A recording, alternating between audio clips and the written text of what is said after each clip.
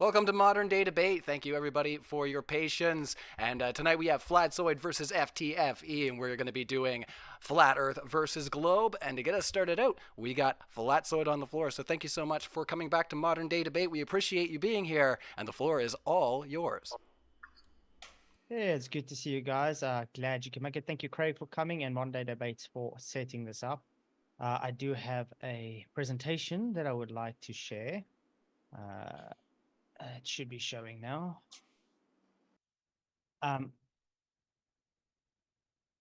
Awesome.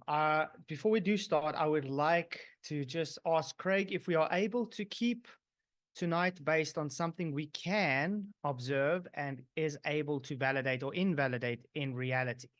So I think you would agree with that because Craig says he loves science and observations. So let's keep it to that. So we'll start. How do we know Earth is a stationary enclosed plane? Obviously, tonight I'm just going to be concentrated on one of these aspects, but I think it's going to be an interesting development. So what we do is we look out at our reality and we observe. We take these observations and look logically at what it shows. And then we test this logic. So based on the first observation, we have to take physics and we have to understand that when water is at rest, it finds level. Now, the issue is, what is level? I see Craig already like, level. Yeah, because this is the globe's death. Let's look what level is. It's a horizontal condition. It is specially equilibrium of a fluid marked by a horizontal surface or even altitude. This means water seeks its own level. The key word there is horizontal surface. So when it seeks level, it means it's horizontal. And this is one that I want to harbor on a lot tonight. A line of surface that cuts perpendicularly all plumb lines that it meets and hence would everywhere coincide with the surface of still water, the plane of the horizon or a line in it. So it's to say to make a line or surface horizontal, to make flat or level. Now let's move on to what this means for the globe or the flat Earth. If we say the perpendicular meets all plumb lines, looking at the globe model on the left, that spheroid, and looking at the flat Earth model, those plumb lines, would they all coincide perpendicular with each other? The logical deduction based on this is no. Let's see what a perpendicular is. It's an angle of 90 degrees to a given line, plane, or surface, or to the ground. So it's a right angle at a 90-degree angle square. So a straight line is an angle of 90 degrees given to a line, a plane, or surface. That's what that is. That's what it shows, a 90-degree angle. In case anybody doesn't know what that is, that's that red line and the blue line crossing, which is a 90-degree angle. Let's see if it works on a sphere. There are no perpendicular plumbs on a spheroid. As you can see, all those plumbs do not meet with the same perpendicular. This means that level water will not work on a sphere. On the right, we do have a flat Earth, and you know what? All the plumb lines meet level, so therefore it takes away the argument that level water can curve. Now gets to the interesting point. People will try cherry pick one part in a definition, usually the Merriam-Webster, to try and say water curves. What would that part be? Having no part higher than the other, conforming to the curvature of the liquid parts of Earth's surface. The issue they have here is they just ignored what we just read, part of the same definition. It was already laid out that the curved parts of liquid parts of the water is horizontal, therefore has no curve. So the curvature of the liquid parts of the water would be 0. And B, parallel with the plane of the horizon, which is horizontal. So then again, no curve, no spheroid. That means level has no curve. Now we're going to look at the Dead Sea. Why would we look at the Dead Sea? Well, the Dead Sea is quite a large body of water, 605 square kilometers of it, of water at rest. It is separate from the rest of the ocean, so it is just at its rest point. What makes it so awesome is this means it's 605 square kilometers of level water. In other words, no curve. what does the globe claim if there is supposed to be curve? Well, we will take it on 8 inches per mile squared because that is the best approximation up to 1,000 miles. Obviously, the Red Sea and so forth is not 1,000 miles, so it is well within that concession limit. If you don't want to agree with 8 inches per mile squared, then you are throwing away the geometry of your globe, and you can go and fight with people like, who was it? A lot of globies, can't think of the guy's name, but anyway, he's a globe mathematician, and I can science that. He did a whole bunch of different equations and stuff, and it seemed that 8 inches per mile squared came out as one of the most accurate for your globe geometry. Let's look at what Malta Business Earth Curve Calculator says with the coefficient of refraction. Now, we're just taking this as low as you can go because we don't have a target height. We're just trying to make it to show you how ridiculous your curve would have to be over the Dead Sea. As you can see, there would be hidden 23,790 meters. That's quite a big hidden. Notice that the horizon would only be 4,890, so 4.8 kilometers away. Yet we can see much further than that based on any still body of water. So it was just to make a point. So the point of this is based on physics and observation, we observe no curve. The Earth measurements require a horizontal plane. This is the second point I want to bring up. Let's look at the famous Eratosthenes radius calculation. Yes, calculation, not measurement. What did he do? Well, he made a few assumptions. Let's see. He assumes it's a globe. He assumes parallel sun rays. He assumes a horizontal tangent. He assumes the diverging zenith plumbs. Now, we already debunked the zenith plumbs based on the definition of level and water physics. So why do you need to assume a globe? Well, why do we need to claim that it's a sphere that has divergent rays? Let's actually take a look at that. That's a picture of the sun. Definitely not parallel. That seems divergent to anybody that sees it. This is usually based on a point light source, and the lights have to diverge outwards. Now, obviously, Craig is trying to say, oh, the sun's very far away, so it will appear parallel. Yet observation shows that it is not far away, and it is divergent rays. Let's see. So he assumes a horizontal tangent to a curved surface. First, you have to prove your sphere to be able to make this claim, and yet again, he can't because of level water showing that curves doesn't exist. So he has to make this point to show it doesn't exist. So assumes divergence in the plans. We already debunked that earlier. It violates the definition of level and physics of water. Next, planar surveying uses horizontals. Why is that? All horizontals are always parallel to one another to make their measurements. This is how they get slope and incline angle measurements, not curve measurements, incline and slope angle measurements based off a horizontal datum, which are always parallel to each other and to the Earth's surface. So next we move on to refraction and diffraction can cause optical obstruction, which the globers usually claim is physical. This is from Skyfree's first observation, which we'll probably bring up later. This is on the left, you see before diffraction. Refraction is introduced. The laser light is higher than the apparent horizon. After refraction, the laser light seems to have dropped below the apparent horizon, and the laser light is looking as if it's going over a curve. So therefore, it's not physical, it is optical. The next one from Skyfree again, as you can see the buttons on the left, you see it perfectly as soon as they open the door and refraction comes in. Where is it? In other words, refraction causes the curve, not refraction takes away the curve. This is an observation of one of my first videos on my channel. As you can see, zoomed out, this is based on diffraction causes bottom-up obstruction. I'll be showing a few observations of that tonight as well, where from far away, you cannot see the boat at all. As soon as you start zooming in, you are able to see the boat. It gets more clearly from top to bottom. And if you stay on long enough and are able to zoom long enough without understanding there's swells in the sea, there's wind, so there's a whole bunch of difficult observations that can cause it not to be visible, which can give bottom-up obstruction, but not physical Earth curve. Foreshortening is the thing. This is another observation I want to bring up.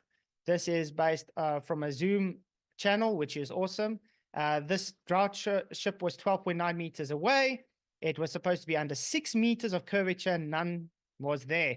The geometric horizon should have been only, I think, about 3 kilometers away, yet that light-out was about 5 kilometers away, and yet all was visible. So missing curve there. And that's all I need to present for now. So yeah, I just asked that we can keep it to Earth and what we can observe and actually use and test to make what we need. Thanks.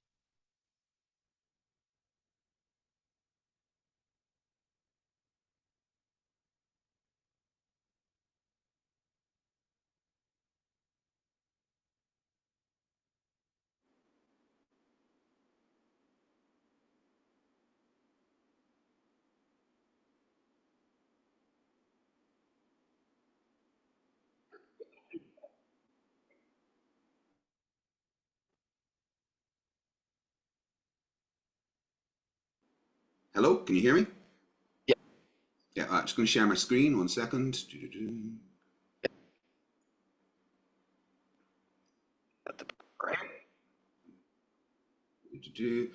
Right, so Flatzoid asked us to keep it to things that we can test and measure on Earth, and well, number one, you don't get to determine what my evidence is. Number two, yeah, that's absolutely kind of no problem, really. The brilliant thing about the globe is that you can test it. You can test it, and the predictions that would come from the globe, and see what those predictions say. And those predictions say that we've got a radius of 3959 miles. Luckily, that's been measured many times. Here's a list of radius of Earth measurements using surveying methods. There's one I wanted to bring here, which was the California-Washington arc of primary triangulation. Now,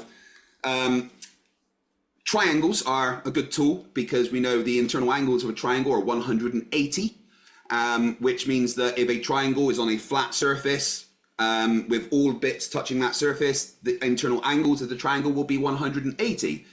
The only way that the angles on a triangle being more than 180 is possible is if you have a spherical triangle, the triangle on a surface of a sphere.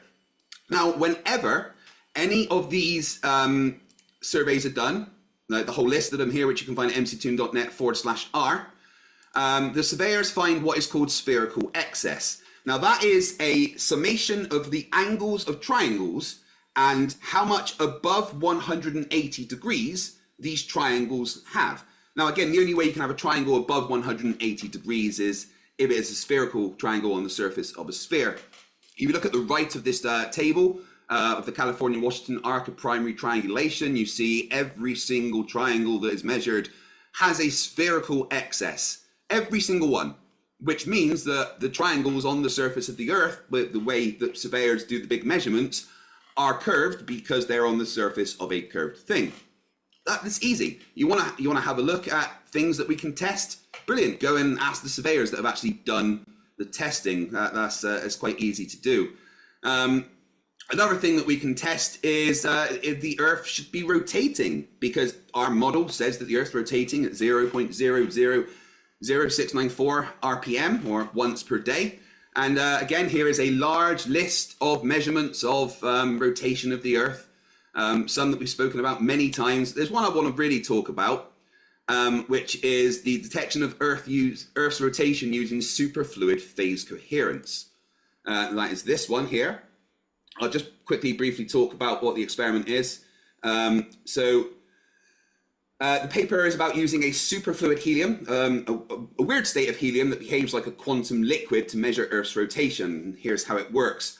A superfluid helium is a fluid form of helium that flows with zero resistance, absolutely no resistance at all, which means that it's super sensitive to any kind of motion because of its quantum nature and state of having zero resistance. Think of it just like a super smooth, zero friction liquid. Okay, and how do you use that to measure rotation? Well, the experiment uses a small ring-shaped container, like a donut, filled with this superfluid helium, and the container's got a tiny hole in it, like a thin straw just breaking that ring. When the Earth spins, the container obviously spins with the Earth, but because the fluid has zero resistance, you can measure the difference between the container and the fluid. So when the Earth spins, the container moves too. The superfluid inside reacts to this motion, creating a tiny flow through the hole to stay in sync with its quantum properties. How does superfluid detect rotation? The Earth's rotation causes a phase shift in the quantum properties of the superfluid, like a small ripple in a calm pond. And by measuring the speed of the flow through the tiny hole, scientists can figure out how fast the Earth is spinning. You can make a prediction as to what you should see flowing through that tiny hole if the Earth is rotating using this superfluid, superfluid helium. And what did they find? Well, this paper takes us through what they found, and it says that they measured the Earth's rotation very, very accurately to within a 0.005% error, and it matched every single other measurement that we've ever done. Now, this method could lead to super sensitive tools for navigation and studying physics, and it's also a really cool demonstration of quantum behavior. But the fact is, it matches the prediction of Earth rotating. How else do we know that Earth is rotating? We can look at the Coriolis effect. The Coriolis effect is because the Earth is rotating and it is a sphere, different parts of the Earth have different tangential velocities. The whole thing is moving at once per day, but that means the surface, because some bits are bigger than the other, they have to take longer to go around, so they move faster. And that means that things that are moving relative to that surface are essentially moving over a floor that is moving at different speed to them that they have maintained from another part of the Earth. One of the effects of this is weather and tropical cyclones. And tropical cyclones have never, ever, ever crossed the equator. The reason why this demonstrates that Coriolis is a fact is because the Earth predicts that the Coriolis at the equator is 0.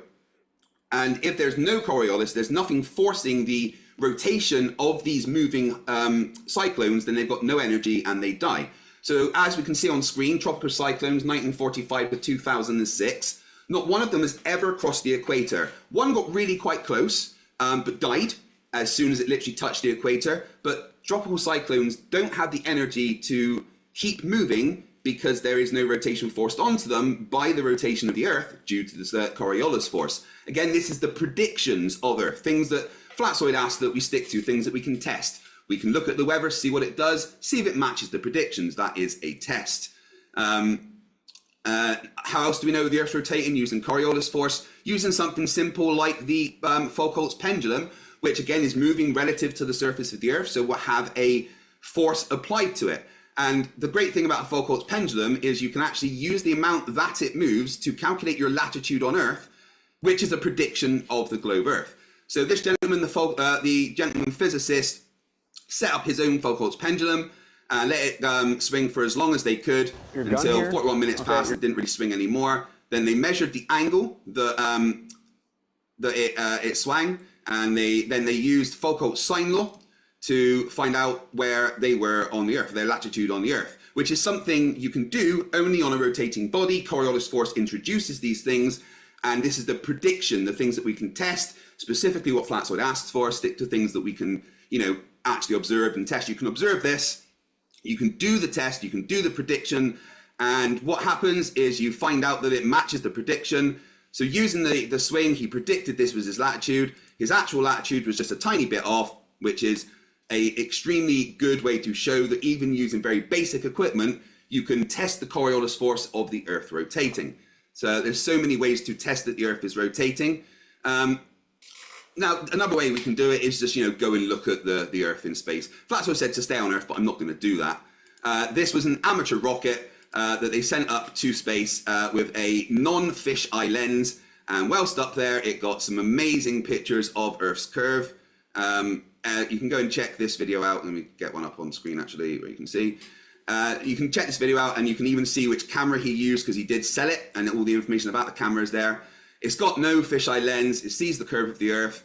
It's a test of the prediction.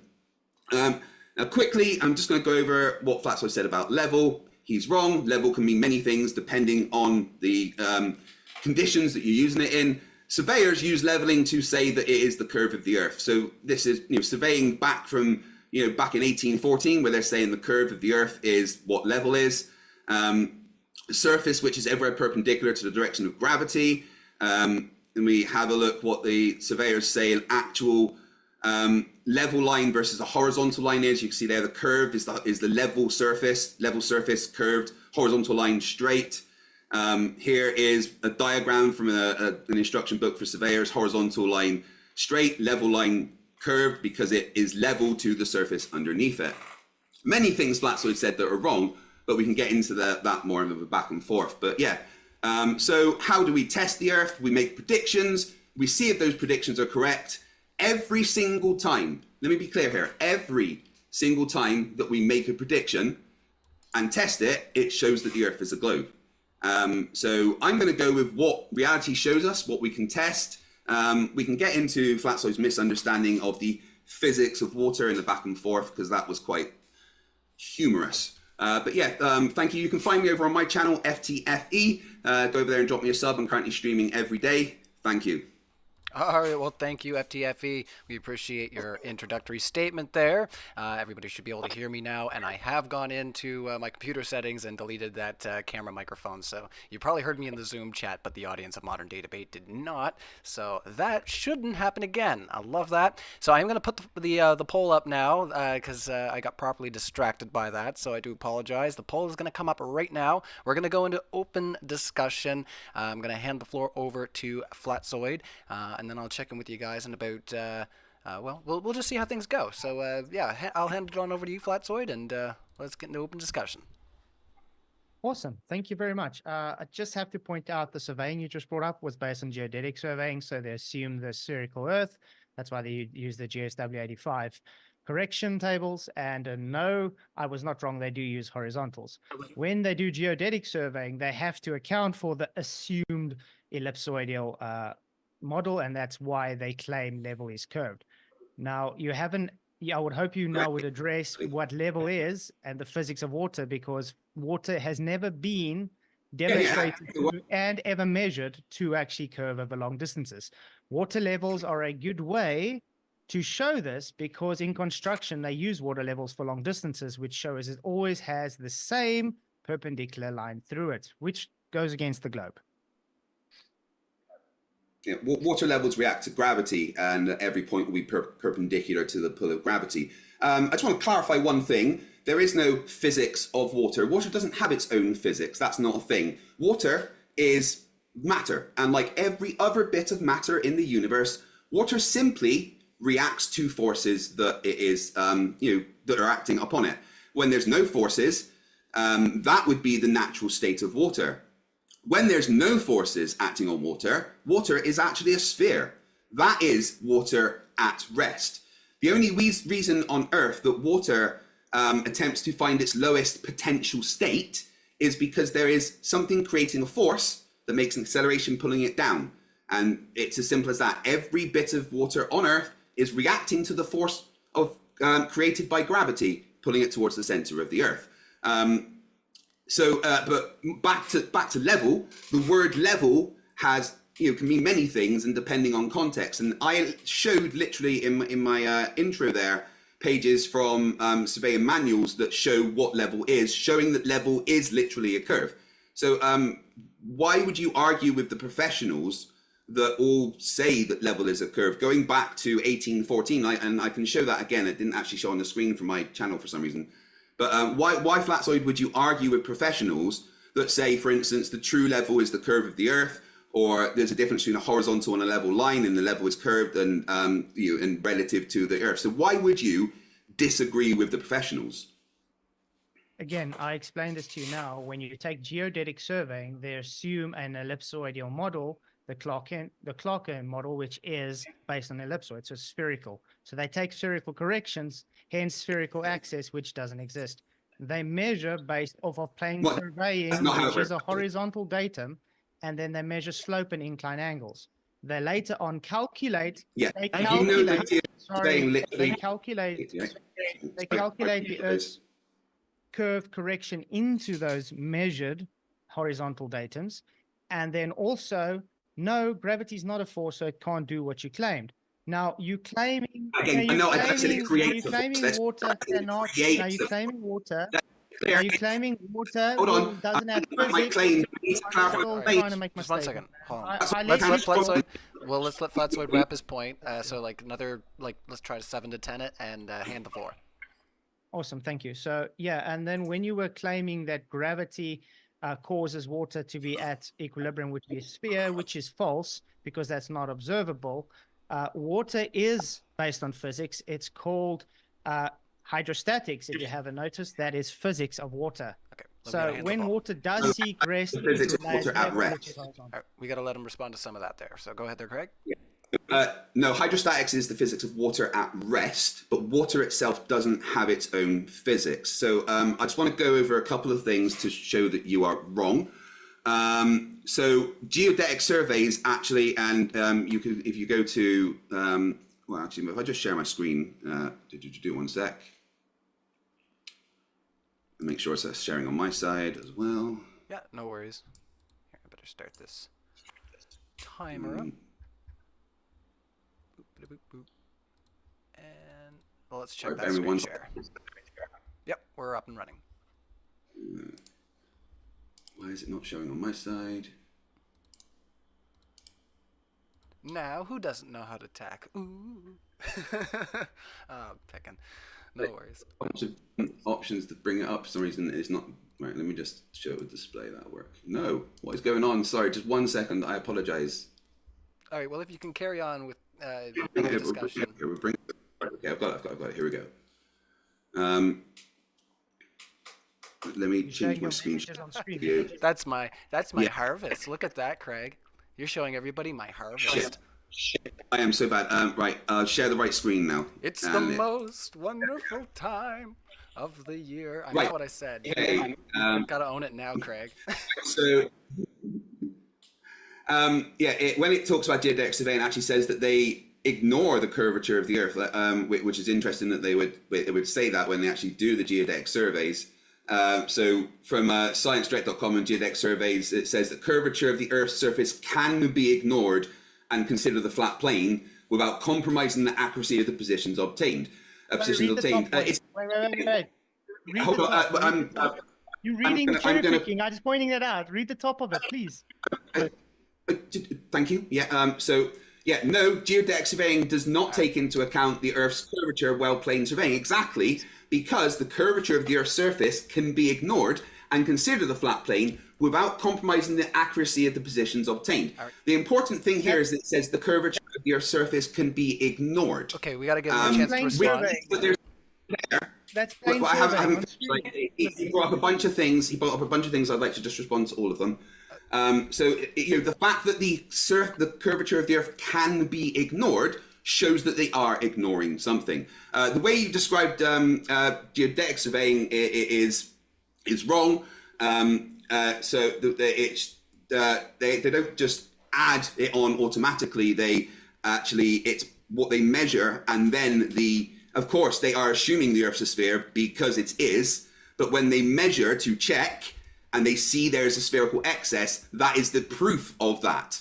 It's not just something they add in to make it look All right, different. we gotta give him a chance to respond, Craig. I know that you wanted to wrap up a few points. I know, I was there, just but trying to respond to everything he said. I know. If he says a lot, I just want to make sure I get all of it, that's all. I understand, but there are points of injection where somebody might want to clarify something that either they said or either make comments. The one thing I wanted to clarify, the one thing I did want to clarify was Flatzoid's straw man of me. I never said gravity is a force. Gravity creates a force. All right, we're handing the floor over to Flatzoid for a few here. Just give you a chance to respond there, Flatzoid. Right, I quickly took a screenshot because he didn't want to read the first part of that statement because it's clearly about planar surveying and not geodetic surveying. However, the most commonly practiced method is plane surveying, a local data collection which is based on plane surveying, covering much smaller areas, which is up to about 150 square miles, so that the curvature of the Earth's surface can be ignored and considered a flat plane. This is based on plane surveying, not geodetic surveying, without compromising the accuracy of the positions obtained. So, would you now concede this was not a statement for geodetic surveying ignoring curve, or it's just plane surveying ignoring curve? Wasn't what he maybe misunderstood what I was saying. This was pointing out that geodetic surveying has the curvature of the Earth in it, but as this says, plane surveying doesn't take it into account. This is my point that I was making, and that's why I had this on screen. And I didn't realize you meant read that bit. I was just I assumed people would read the whole thing, right? But as that says, plane surveying ignores the curvature of the Earth, right? And that's why what is it that, said, Craig? yeah.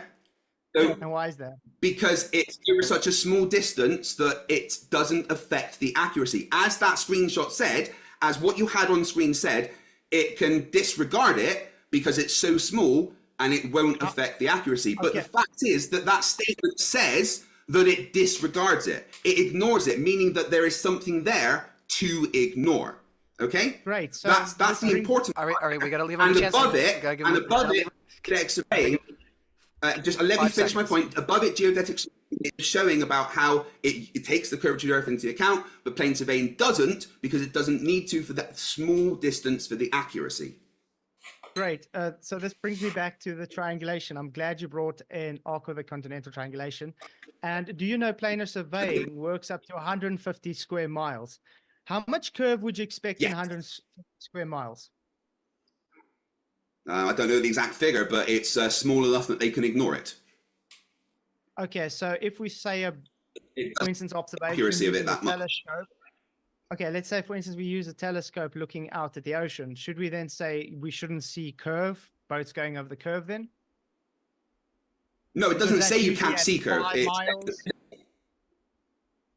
And again, no, it doesn't say that you can't see curve. That's not what plane surveying says. It says that they can ignore it. That doesn't mean they don't see it. It means they ignore it. And But you can only ignore something. They can only ignore something that is there.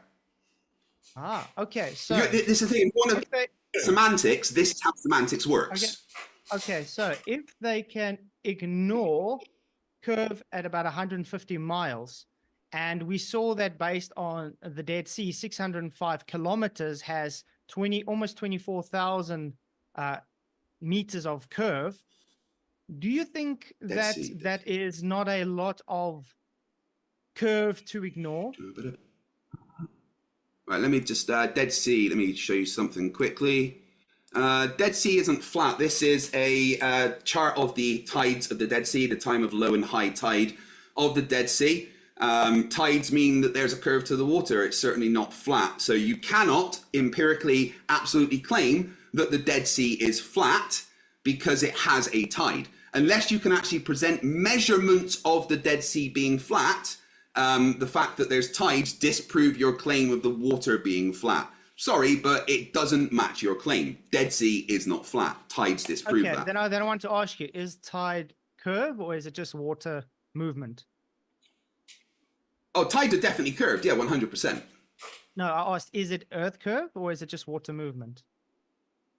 I never said that it's earth curve. I said that it shows that there is a curve to the water. Whether it's earth curve or not isn't the point. In other words, your argument... Hold on, let me finish my point. The thing is, it just disproves your claim of the water being flat under any circumstances because there is tides. All right, to be fair, you did cut off Flatzoid there, so let's let Flatzoid finish his thought there just before you... It's in the middle. It felt like it was a natural passing of the ball, but let's just carry into what we were saying there. Okay, then I'm going to... No stress. So I'm going to ask him, over the 605 kilometers, is the whole thing got a once-off 605 kilometer tide, or is it separate tides at separate different parts of the Dead Sea? There's high tide and low tide at two different parts. Ah, okay. So when there's a high tide one, there's low tide somewhere else? Yeah, matching the prediction of the globe and what you would expect. Okay. Absolutely, yeah. No, not matching the prediction. Tides is not prediction of globe. So anyway, so we can claim that your Earth goes like this then. Wait. So your Earth goes like this then? No, that's a nice straw man. Okay. Again, so I didn't say the tides. I'm glad we can then concede your argument is mute then, claiming that it curves because of tides. All right, tides doesn't disprove water level at rest. Yeah. We can even move over to canals if you wanted to, because canals have no tides. We can move over to some lakes as well that have no tides. And the Bedford how would you? That is definitely measured curve. How would you put that into your argument that there is earth curve over, for instance, a lake or a canal that has no tide? Well, we could just go to the measurements of people that have measured the curve over a lake. I could bring that up if you like, because it was done by the main surveyor.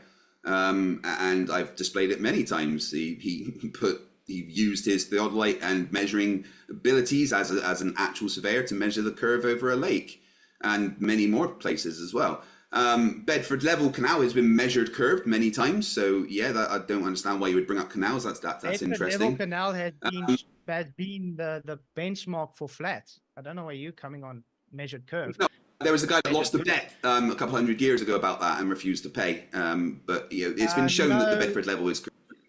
No, it hasn't been shown. You're talking about parallax. No, it doesn't work. Anyway, when he measured your so-called curve, he didn't measure curve. He showed that he was still able to see something that shouldn't be there, and the argument was no refraction. So anyway, your refraction is based off of already assumed terrestrial refraction radius. Now, the problem you have with every argument you bring up, you're going to have to assume your globe to be there. You're going to have to assume a radius for that globe, and you're going to have to assume that everything based on observation has to have correction for that assumption. Now I'm going to bring it down to, can you provide me evidence for your radius to give that value for the... Yes, I've done that already. I did that with the measurements that I showed. I've shown an entire list of measurements of Earth's radius, including the one that I showed, the table to the spherical excess, is the thing you misunderstood. So I've done the thing you asked for. So I don't know why you would ask for it again. I love it. You can bring up that arc of continental triangulation again, please.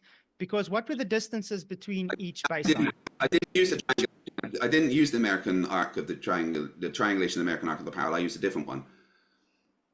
I didn't say American.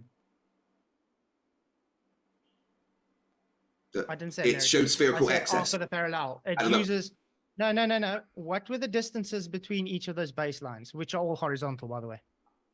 I showed a couple of hundred, so I mean you can go through it at your leisure. But the fact is that every single one of the triangles had, the fact is that every single one of them, the fact is that every single one, my goodness, the fact is that every single one of the measurements that were done of the triangles had angles of more than 180, meaning it was on a spherical surface. If you would like to calculate the averages yourself, you are more than welcome to. Okay. Remember when I said planar surveying doesn't take curvature into account to 150 square miles? Ignores it. It ignores everything that was there. 1 second, Craig. You got to let him wrap up at least one thought before you jump in. Maybe I'm being unfair there. I'm being a little hyperbolic. No stress, man. But anyway, were those baselines that are horizontal, by the way, which were linked to each other, what the guy did was, guys, they actually linked horizontal baselines together, and they got spherical access because they forgot that things are optically measured. When they measured these things optically, did they do corrections for sphericity in their calculations? The calculations used the assumed curvature of the Earth, but they checked by measuring the calculations against those assumptions. So that's what they did. They checked. Value. I am still talking. Oh yeah, they knew what the Earth's radius was from previous measurements, but they were checking. They were testing the predictions, which is an important thing, which you said at the beginning was something we have to do. So to test the predictions, you have to know what they are and have that as an assumption and then test against it, which they did by measuring triangles using the refractive conditions. They didn't just do it one, they did it over many times, testing the barometric pressure and temperature, taking that all into account because we know how refraction works. And over the many measurements done over many different days and everything, it all figured out that the triangles had angles that added up to more than 180. That was the factual statement of all of those, not just one, every single one of them. And yes, it matched the assumed curvature of the Earth because that's how you test things, by having an assumption. Right. So they had a bias, and would they have got the same results if they did not? I did not say they had a bias. Do not strong. I did not say they had a bias. Would they get the same results if they did not put these spherical corrections into their calculations? They didn't put spherical corrections. They had the assumption of being curved. Again, the spherical corrections are just what it showed as the spherical excess. That's what you get afterwards. You measure the triangles, And obviously, when you are measuring things at different altitude, you have to have what the spherical difference would be between those points when you're doing the measurements to find out what the actual angles are. You cannot test something if you don't use the data coming from before. So yes, they have to assume the Earth is a globe and then test against that using the known measurements of the globe. And they didn't get different measurements to what they had before. They figured out, oh, those measurements are correct. This is even more accurate. Amazing. And every single one does the same thing. Surveyors all disagree with you. Let me be clear. You are not a surveyor. Surveyors all disagree with you. Okay, first of all, you did bring up the corrections on table. You had it on screen. Those corrections are done before the measurement of the spherical axis, which is based on an average anyway. I just explained what that was. I've actually read through that paper many times. That's why I'm able to go and show you haven't. Just taking little screenshots from a Toon site shows you don't actually look through what you're arguing with. So again, will they get the same? Will they get the same? Whoa! I'm not talking. Will they get? Is it okay? Strawmanning me. I'm not strawmanning you. Will they get the same measurements if they did not calculate the sphere into those measurements? They didn't calculate the sphere into the measurements. They did. You showed it on screen. No, they didn't. Spherical corrections does not mean they calculate the sphere into the measurements. Right. It means that they are making corrections because there's different altitudes that the total points will be at, the total stations will be at, and they have to take those different altitudes into account, knowing the difference between them and the curvature arc that you would have. That is what the corrections are. If you don't do that, you don't get the right measurements. So again, it's testing the actual assumptions using the known measurements. Flatzoid, the fact is you don't understand surveying, and all of the surveyors in the world disagree with you, and all of them say that the Earth is a curve. And it goes back to the simple point of when you talk about planar surveying, you ignore the curvature of the Earth. And to be clear, you can only ignore something that is actually there. No, I can ignore that you're getting bold. That doesn't literally mean you're getting bold, is it? Let's just put it this way. Again, I'm showing you that you don't understand the data you presented. And yes, I'm also getting bold. Okay, anyway, you showed the presented data you put on screen. You didn't even know what was being read there. The arc of the parallel, that's the correction they made. And you just conceded now 2 seconds ago, well, a minute ago, where you claimed it was based on elevation. Was that elevation and arc that you claim based on an assumption of an R value? Again, yes, they have the assumed radius value because that is what they are testing. So to get the correct measurements, if there are two stations that are different altitudes, they have to know the arc difference between them. That is what the spherical corrections are to get the correct measurements. If you don't have that in there, you don't get the correct measurements. I love it. Thank you. So in other words, if they didn't put those assumed calculations based on the radius, they would have not got the same measurements, therefore invalidating it as spherical axis on a curve. Remember what I was saying when they took the radius value was already assumed in the calculation. They measured using a triangle which is flat. They calculated with correction of it claiming to have a curve, therefore giving the bias assumption for a curve. I can go and make any assumption I want. As if I've got a bias towards it, I can make the math work towards my bias. Now, again, notice how you have failed to show measurements. An assumption. No, I didn't. I showed many measurements. You just ignored them. That measurement measurement was already based on a flat baseline and them having an assumption of calculating, not measuring, calculating a globe into it based on the radius. Flat baseline. Can you define what a flat baseline is? Why are you talking of me? Flatzoid, All right, in the interest of fairness, let's give Flatzoid 10. Hold on 1 second. I'm just gonna place you on a brief mute. I'm so sorry. I'll give you 10 seconds to wrap up your thought there, Flatzoid, and then let's hand it back over to Craig because you are putting a bit there. So let's do 10 seconds and hand the floor.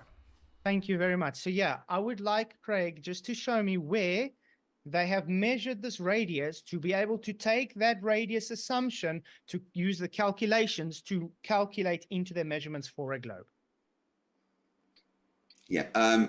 First off, as I was just trying to say, can you define a flat baseline for me, please? Horizontal plane. Yeah, no. In regard to the measurements, what is a flat baseline, and how do you use Horizontal it? plane. And how do you use it? You use it as a reference datum to give you your elevation angle, which would give you your closed triangle. Sorry, you use a flat baseline as a reference datum. Did you just say that? Do they not on the arc? Do you not know they laid? I want to clarify. That's what you said. Whoa. Say Do that. you know? Do you have? You know how the history I goes? didn't on the parallel. clarify what you said, please. Hold I on, just want to clarify what you said. That's all. Did you just say that a horizontal flat baseline is a datum? Is that what you said? Yes, in surveying. Okay, lovely, brilliant. No, someone make sure they clip that for me, please. Yeah, no. So we can move on to something else, but just to clarify, everything he said about the way it works is wrong. Yes, you have an assumption because that is what you have to measure against. And if you don't do it correctly, if you don't use the spherical corrections based on different altitudes, then you are not doing the measurements correctly and you will get the wrong measurement, which would be a stupid thing to do. The fact is that they measured the curve of the Earth. Could you not screen share whilst I'm talking, please? That's a bit rude. I'm just showing you wrong again, Craig. That's all I'm doing. Could you do me a favor and take that off while I'm talking? It's a little bit rude. Well, you concede, then you just lied to your audience. Could you just take that off then, please? That'd be great. All I Thank you. needed to do, guys, show Craig was lying. Yeah, it didn't say a flat baseline is a datum. That's certainly Horizontal true. datum. So again, you interrupted what I said. You showed someone on screen whilst I was talking, ignoring the things that I was saying. Very, very rude. The fact is that you have talked most of this time, and almost every time that I've tried to interject, I've been told to be quiet. So I get to talk now, and you get to be quiet. Everything you have said about surveying is completely and utterly wrong. According to surveyors, they don't just calculate it into existence. You have to measure it based on previous assumptions to see if they are correct. You have to take a curvature and an arc into account, otherwise you get the wrong measurements. The fact that planar surveying ignores the curvature of the Earth shows that there is something to ignore, otherwise they wouldn't say that you ignore the curvature of the Earth. The fact that surveyors all say that level is the curve of the Earth means that you are wrong about what you said specifically about level. Level can have different meanings in different contexts. That's how words mean. In the context of Earth, level is the curve of the Earth. This is just factual things that I have shown all of the evidence for. I have shown measurements of the radius of the Earth, and you have gone nuh-uh because you don't understand how surveying works. You think you know more than all of the surveyors in the world, which is incredibly, incredibly arrogant. If you would like to actually get a surveyor on to confirm what I've said that is correct, then that's the way that it would need to go. Neither of us are professional surveyors. However, I know for a fact surveyors would agree with me and not you.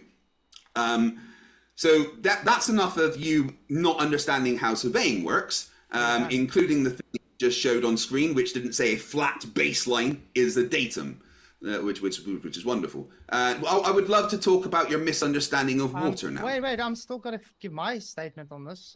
First of all, a horizontal plane in geometry is a flat plane. Craig, and by the way, you have to listen. I never said flat. He's interrupting again. I never said flat. I said horizontal datum, which you said flat baseline. I showed while you were saying it on screen. It does exist, showing once again you are ignorant to the subject, and you're pushing onto me that I said I am arrogant, knowing more than surveyors. I never claimed to do so. I never once claimed to say anything about that, other than showing I definitely know more than you, mate. All right. So let's put a bow on it. Well, no, you don't, because surveyors agree with you. Surveyors agree with me, meaning I know more than you. All That's just a factual statement. You did say you wanted to move on, so you both got to put a bow, I think, on your thoughts with this one here. So you wanted to move into some new territory there, FTFE, if you wanted to push the ball. I would like him to prove water curving. I'd like him to prove water curving. I'm going to share my screen now. Quickly, bear with me. Sure thing. Right. And I will let you know that I am doing my best to try to keep things fair, so I am sorry if I'm coming down a little too much, but I'm just trying to keep things rolling. There is a little bit of delay between your audios too, so. You don't want to go here, Craig, by the way. This is gonna, shame. Oh, I do want to go here because you have to. So, well, the ISS is orbiting the Earth, right? As it's orbiting the Earth, that means that the acceleration of gravity is cancelled out by its orbit. That's why they float on the ISS. And as there is no acceleration towards the ground, there's no force created by the acceleration due to gravity. Again, I didn't say gravity is a force; it creates one. Don't straw man me. And Flatzoid's claim of water in its natural state being flat and everything is completely wrong. And I just want to show that because when there's no forces on water, this is what water actually looks like. There's no forces acting on this water right now. So it is finding its lowest energy potential state, which is a sphere, because that is the shape that nature can hold together with the least energy. So when there is no forces acting on water, this is what water does. It becomes a sphere. So to claim that water's natural position, that it finds its level and that proves the Earth is flat, is incorrect. What that shows is there is some kind of force acting upon it. Otherwise, it is like this. Right. Okay. I've got a few problems to point out there. We can leave the screen First of share all, there up. is I'll just forces acting on it. There is forces acting on this violation of second law of thermodynamics. There is air The second law of right thermodynamics, around that's a it. That's a force which forces it into a sphere. So there is a force at play, which you said there isn't. Show me natural. Can you prove Can it's you the show air me pressure natural? forcing it into a sphere? Wait. Can you show me Just made a claim. natural, I'd like you to verify that claim. natural observation on Earth where water does this? Because last time I checked, water isn't always free falling like in your belief of the ISS. So can you clarify, can you verify your claim that air pressure is causing it to be a sphere, please? Yes, it's a force. Last time I checked, air pressure forces itself onto it. Can you So there your is a claim? force. Wait. Verify, So can are you verify your ignoring claim me now? that air pressure is making a sphere? Can I talk, man? What So, proof of Yeah, that? there's I too let much. you babble your nonsense. There's too much audio. Just saying a delay. thing. So, Prove it. okay, so we both heard that. Yeah, Flatzoid. Let's put 10 seconds on it, and then we'll let him carry into what he's got on screen here. Unless this is it. Right. Okay, great. So first of all, he claimed that there was no You're still screen force sharing. acting on the water, yet he showed a force, which would be the gas pressure around it, forcing the sphere shape. So therefore, the water is not Prove at it. rest, as you see it's moving. And secondly, we do not have free-falling water the way that is on Earth. That's why I told him to keep it on Earth. Yeah, we do. So Breathe. we can move over to second law of thermodynamics violation, but that's not needed because he hasn't proved that water at its natural There is equilibrium no thermodynamics curves. violation. He has taken it out of its natural equilibrium point to make it curved. So show us in its natural equilibrium, hydrostatics, which is equilibrium, water at rest, as horizontal. Again, no. The force that I am talking about is the force acting down on it. You have made a claim which you still haven't actually proven. You just said a thing, and I'm going to focus on this. You specifically said that the reason it's a sphere is because of the air pressure. Could you verify that claim for me? What proof of that do you have? Air moves in all directions constantly. There's air pressure in the cabin as it is enclosed, and therefore it has to hit the ball in all directions. Can you prove that the air pressure is causing the water to be a sphere? Yes, I can. Go on then. If there was no air pressure, the Show me the person maths. inside the tunnel would be dead. Okay, that's nothing to do with the water being a sphere. You've made a claim that the reason the water is a sphere is specifically because of the air pressure. I'd just like you to verify that claim for me with some kind of proof or evidence. That'd be wonderful. Okay, it's called unbalanced force. So when they are free falling inside this capsule, you would agree that the net force is zero on that water. So I'm just waiting for your proof that the air pressure is the reason it's a sphere. Is the net force zero on that water while free You falling? don't give me questions. Are you the Asking me physicist? questions doesn't Whoa, prove. you're the physicist, yeah, I'm asking you. Is No, the I'm not a water physicist. I never. nuclear physicist or engineer? Sorry, nuclear engineer. Correct myself. There we go. Yeah. Okay, so as a nuclear engineer, you would understand that water at free fall would have zero net force. Why would that have anything to do with nuclear engineering? Great. Well, it's normal physics. It's actually that's actually introduction to physics 101. So you would know that to get into nuclear engineering. Anyway, so because it is falling at free fall, it'll be 0 net force. It's a yes or no question, Craig. Sorry, I'm just waiting for proof of your claim. Can You can ask me questions once you've proved. Okay, I'll do it for him. Yes, it's at You don't need to 0. lead me. It's at 0. It's at 0 net force. Therefore, the water has no force on itself. It is at a 0 equilibrium. Now, because it has gas all around it, that gas is hitting it from every direction, which means gravity doesn't pull gas, go down, go boom, boom. That's why it's in a sphere. Now, this is ignoring once again that the tin can is in a place that violates natural law. But I'm putting this back down again. I'm putting this back down again. I'm putting this back down again to Craig. I want you to show in nature a natural state. Wait, a natural state, because you are claiming against hydrostatics. You claiming against hydrostatics. When water is at rest, it lies horizontal. You claiming it, right, 5 seconds does not lie horizontal. So the onus is on you to show otherwise in a natural state, please. But the ISS is a natural place. It's a natural state, 100%. We're still back on your claim that air pressure is the reason that's a sphere. So I'm just waiting for the proof of that. You said some things, but you didn't prove any of it. A lot of things you said were completely wrong because you're ignorant of physics, but you just said things. So if you don't have any proof of your claim, just say that and we can move on. Just hold on 2 seconds. I have to literally do it this way. Yeah, I just want you to prove that the only reason that water is a sphere is because of air pressure. And surface tension. Oh, you didn't say that? Well, You're changing your story.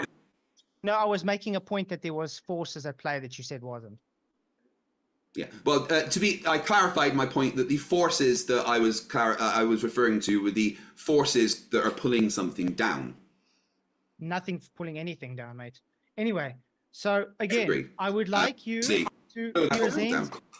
I would like you to present hydrostatics. I'm still waiting for your proof. Hydrostatics is false, please.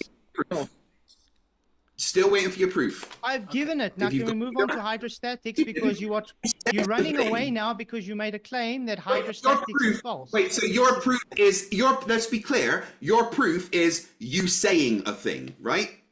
No, my proof is physics. Based on physics, if you have something that is 0 net force, there are no anything else.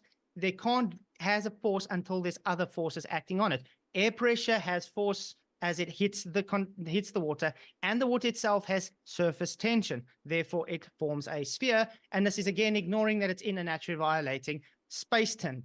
So again, would you be able to go back down to Earth and show me, because you claim hydrostatics is not physics of water, and let's hydrostatics claims at rest water lies level, which is horizontal.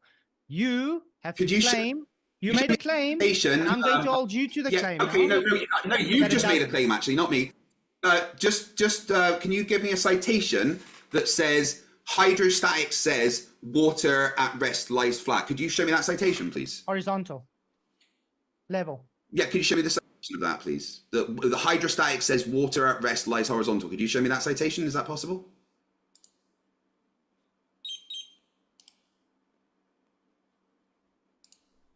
I think that's what he's going to get right now. So we still have a little over 10 minutes, 12 minutes on our open discussion timer before we plan on going into super chats, unless we get down into some other avenue that we want to continue discussing, and that's totally up to our speakers on the panel, who we're very grateful for being here at Modern Day Debate. Make sure if you're hanging out in the live chat that you participate in the poll I have up right now.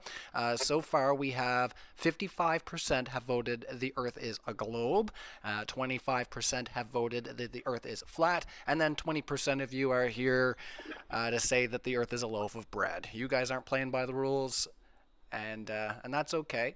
What kind of bread? We're glad you're here. Sourdough. Is it sourdough bread? I do like some sourdough. I'll go with that. We were just discussing that in the chat. We were trying to figure out, would it be whole wheat? Would it be white? Would it be potato? Yeah, no, we're anyways. So yeah, we do appreciate. I really like some carbs. I've been on a low carb diet for so long. The thought of some nice sourdough bread is making me quite hungry. No worries. Yeah. Good Just luck. just Good luck while to you, Craig. Flatzoid's getting that evidence, I just want to quickly shell out one thing, if that's okay. On the 25th of this month on my channel, I will be doing a very special thing where I'll be doing 1,000 press-ups live. And 50% of the super chats I get during that stream will be going straight to SAFA, the Armed Forces charity, because they have helped me out in the past as being being ex-military, and they help everyone out that needs help that is military or ex-military. So it's going to be an extremely big challenge for me. Come and join me during the fun, watch me punish myself, and help donate to an amazing charity. The 25th on my channel. All right, all right. Awesome. I don't want to give. I mean, that's a great, that's a good cause, of course. But yeah, I'll give you a chance to do your closing and do all the promoting that you'd like to do at the end of the discussion, of course. But I will remind our audience once again. You know, if I didn't remind you to hit that like, Propagiza's got it right. Geezer, sorry, has it right. Propagiza, I like that. Yeah, hit that like button. Share this out wherever you like having these discussions too. You know, send it to people you don't like. I don't know, whatever. All right, let's get into your example there, and we'll carry on with our open discussion. All points at the same horizontal level surface within a body of liquid at the same pressure, as long as the liquid is at rest. Physics, Chapter 8, Hydrostatics, fluids at rest. Say that hydrostatics says that water at rest is horizontal. That just says that when horizontal level surface, that read it again. It says that a horizontal level surface with a body of liquid at the same pressure is a liquid. It can be a liquid as long as the liquid is at rest. You know, you need to read what the rest of that is saying. You're literally just showing some words without any context behind them. Hydrostatics does not say that water at rest is horizontal and level. That is just talking about the specific properties when water is horizontal. There is nothing in hydrostatics that says water at rest is horizontal. That is your claim, and I want a citation for that. I've got it on screen. Not just some words that contain those things. I've got it on screen for you. And it doesn't say that water at rest is horizontal. It doesn't say that. I just read you the experts before we went in. Well, no, what you did was you read me some words which had those two things in it, but didn't say water at rest, according to hydrostatics, is horizontal. That's what I want the citation for. Okay, let me zoom it in a bit for you. All points at the same horizontal level surface within a body of liquid are at same pressure, as long as the liquid is at rest. Yes, absolutely. That is saying that if the liquid is at rest... Wait, let's see if it goes further. In No, fact, I would... My turn to talk. Wait. Hold on, Craig. Let's let him finish the quote, and then we'll let you answer, all right? So he's just going to read the quote on the screen. I was talking. He interrupted me. Well, I was still busy. He was finishing the quote, sorry. Let's let him finish the quote, and not to be rude, but yeah, let's... Get the whole quote. Thank you. Okay, so in fact, this statement is often taken as the definition of a level surface. Right. Okay. Now I get to. If the pressure of the surface still of the liquid is taken as zero, the pressure P at any point as the distance below level is given by. All right. Let's do a response. Yeah, for sure. Sorry, you keep pausing for dramatic effect. I swear. Go ahead, Craig. Put that back up. Don't take it away, please. Put that back up. Come on. By the way, Archimedes principle. I know he's strawman. He's going to push him out. So this one too. What he actually has there, it says, thus the pressure at all points at a given depth beneath the surface of a liquid depends on the depth, but not the shape of the container. All points at the same horizontal surface within a body of liquid are at the same pressure, as long as the liquid is at rest. Let's break that down. What does that mean? It means that if the liquid is at rest with a level surface, the pressure, all points along that level surface are the same. That's what it's... But put it back. Can you... I'm just showing you what you're explaining. There we go. Can you please put it back to what I was reading? Please put it back. I'm giving what you're explaining. Please put it back. All right. Yeah, let's put it back to what was just shared so we can do a response to... Please put it back. Stop being dishonest. Please put it back. Stop being... What was read. Please put it back. Stop being dishonest. Just hold on, Craig. He's putting it back. Let's carry on there, Craig. And let's be clear, I get to talk for 5 minutes and I don't get to be interrupted, okay? Because that's 90% of the talking has been Flatzoid during this, so I get to talk now. So breaking down what this is saying is simple. If liquid is at rest, then along the level surface of that liquid at rest, which remember, according to the surveyors, level is the curve of the earth, but every point along that level surface, the pressure will be the same.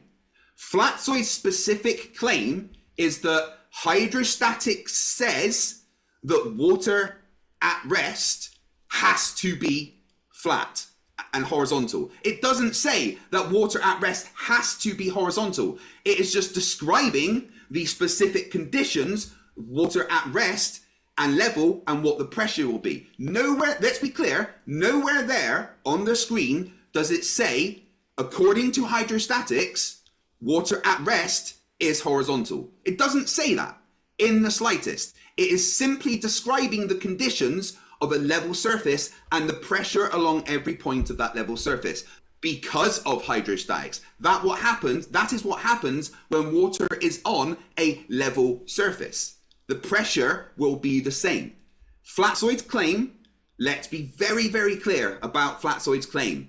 Flatzoid's claim is hydrostatics says that water at rest is horizontal. Nowhere here does it say that. This is simply describing certain conditions.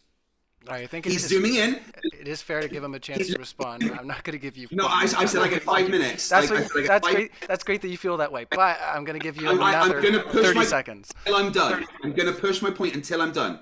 So again, he is simply highlighting the words horizontal level surface. And as I have explained, this is just describing the conditions of liquid at rest. As long as the liquid is at rest, let's not just read the words he's highlighting, read them all. As long as the liquid is at rest, then the level surface of the body will have the same pressure. That's it. Hydrostatics does not claim that for water to be at rest, it must be horizontal. Doesn't say that.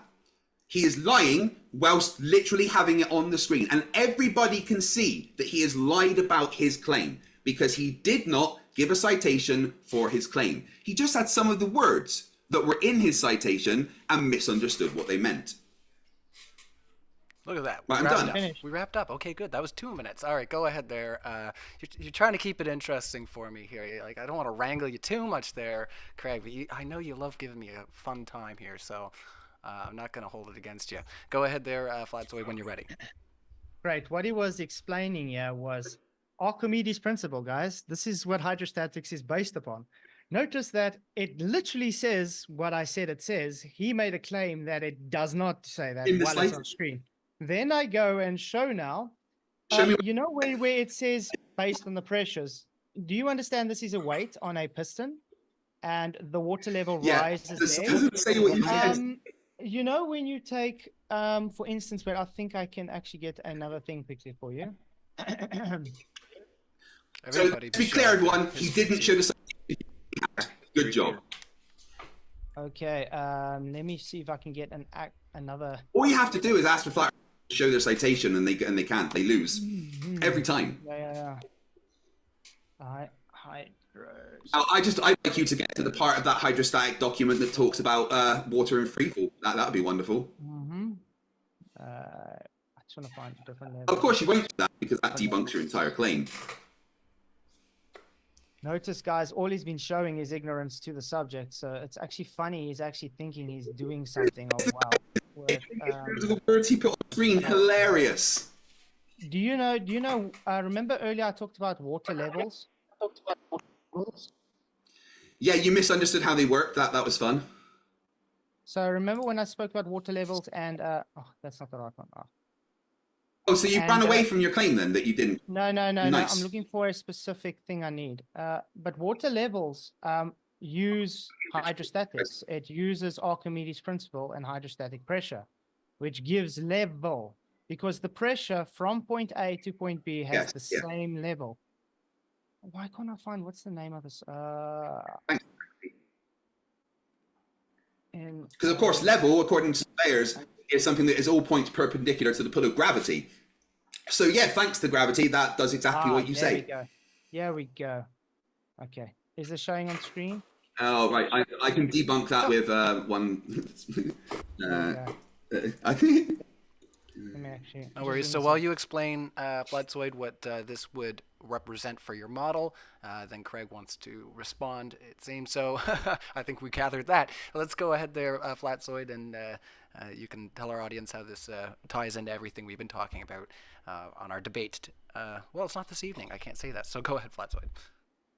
Great. So what you were reading earlier was talking about the Archimedes principle and hydrostatic pressure at level. So as you can see, all these have their own independent horizontal levels because of the atmosphere pushing down on it. Notice that there is surface tension between. You can laugh all you want, Craig. This is literally showing you have no idea what's going on. The surface area. My pick coming up after this is hilarious. The surface area is based upon how much pressure has been pushed on. This is Bernoulli's principle, okay? So as much as the air is pushing on it, it is pushing outwards. That's also why this one looks a bit odd because of the surface tension on the small cylinder tube. They are able to work out the pressures linearly down to the bottom. This horizontal at rest is the same as the horizontal. No, there's not gravity. Archimedes' principle was actually brought by 1,900 years before gravity was even postulated by Newton. Do you know how they worked out for ships to float on the ocean without having gravity in its equation? Using Archimedes' principle, yeah, which they didn't know at the time, but it's based on gravity. Anyway, I'm going to quickly. So wait. Wait. It wasn't based on gravity because gravity. I'm going to show my screen first. I'm going to show my screen. No, I have to ask. No, I'm still on my point. I'm still on my point. I'm showing my screen. All right, hold on, Flatzoid. Just to be fair, we're just gonna let. He's making my point with. All right, sure. If he's making your point for you, then let's let him explain. Yeah, so whoa, look at all this. It's really all finding its level and being exactly the same, isn't it? Oh, they're all exactly the same horizontal. Oh, really? Oh dear, Flat. You didn't listen to what I just said. Flatzoid, your point is entirely moot.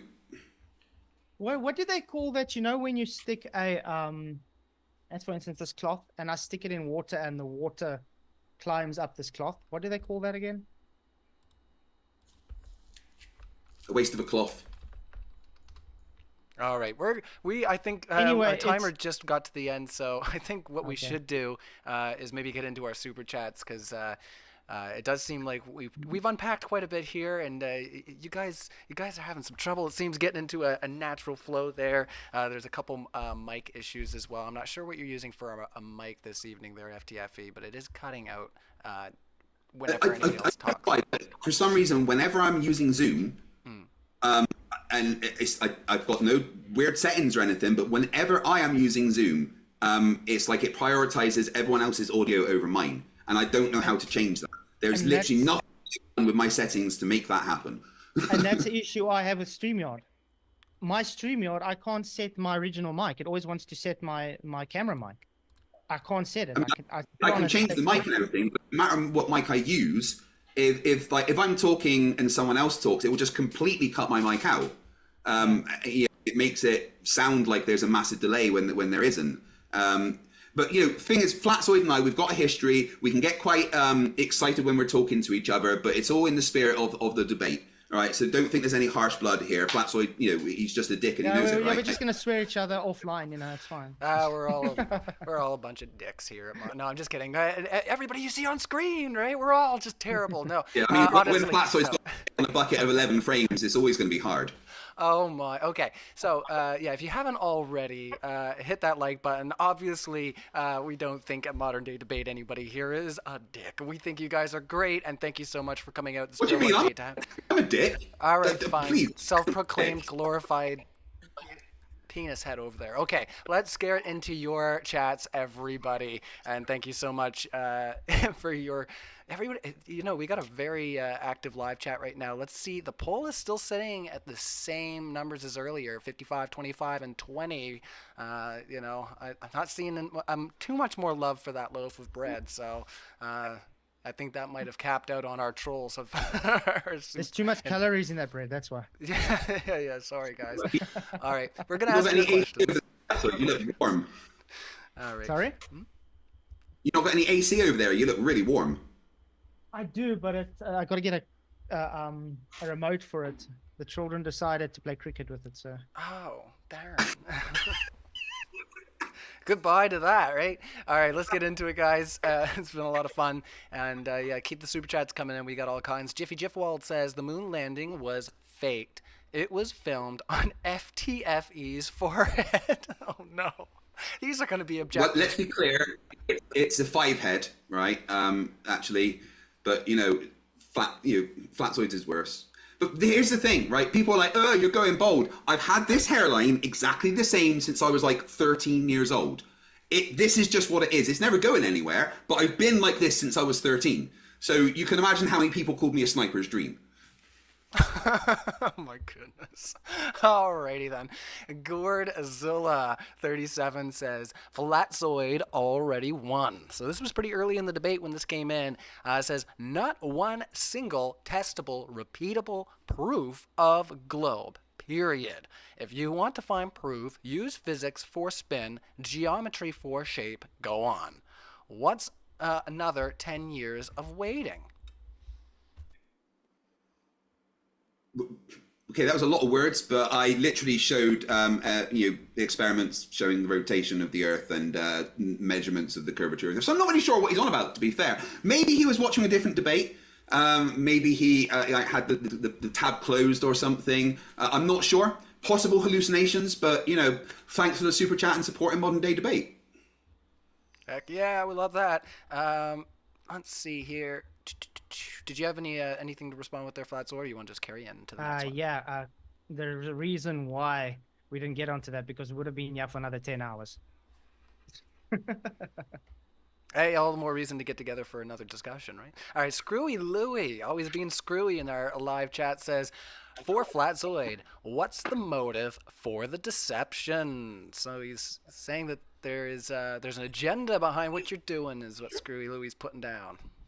Well, I can't divine anyone's motives, but based on my own belief system, as the Bible says, we fight against principalities and dark powers, and therefore it's Satan's playing realm.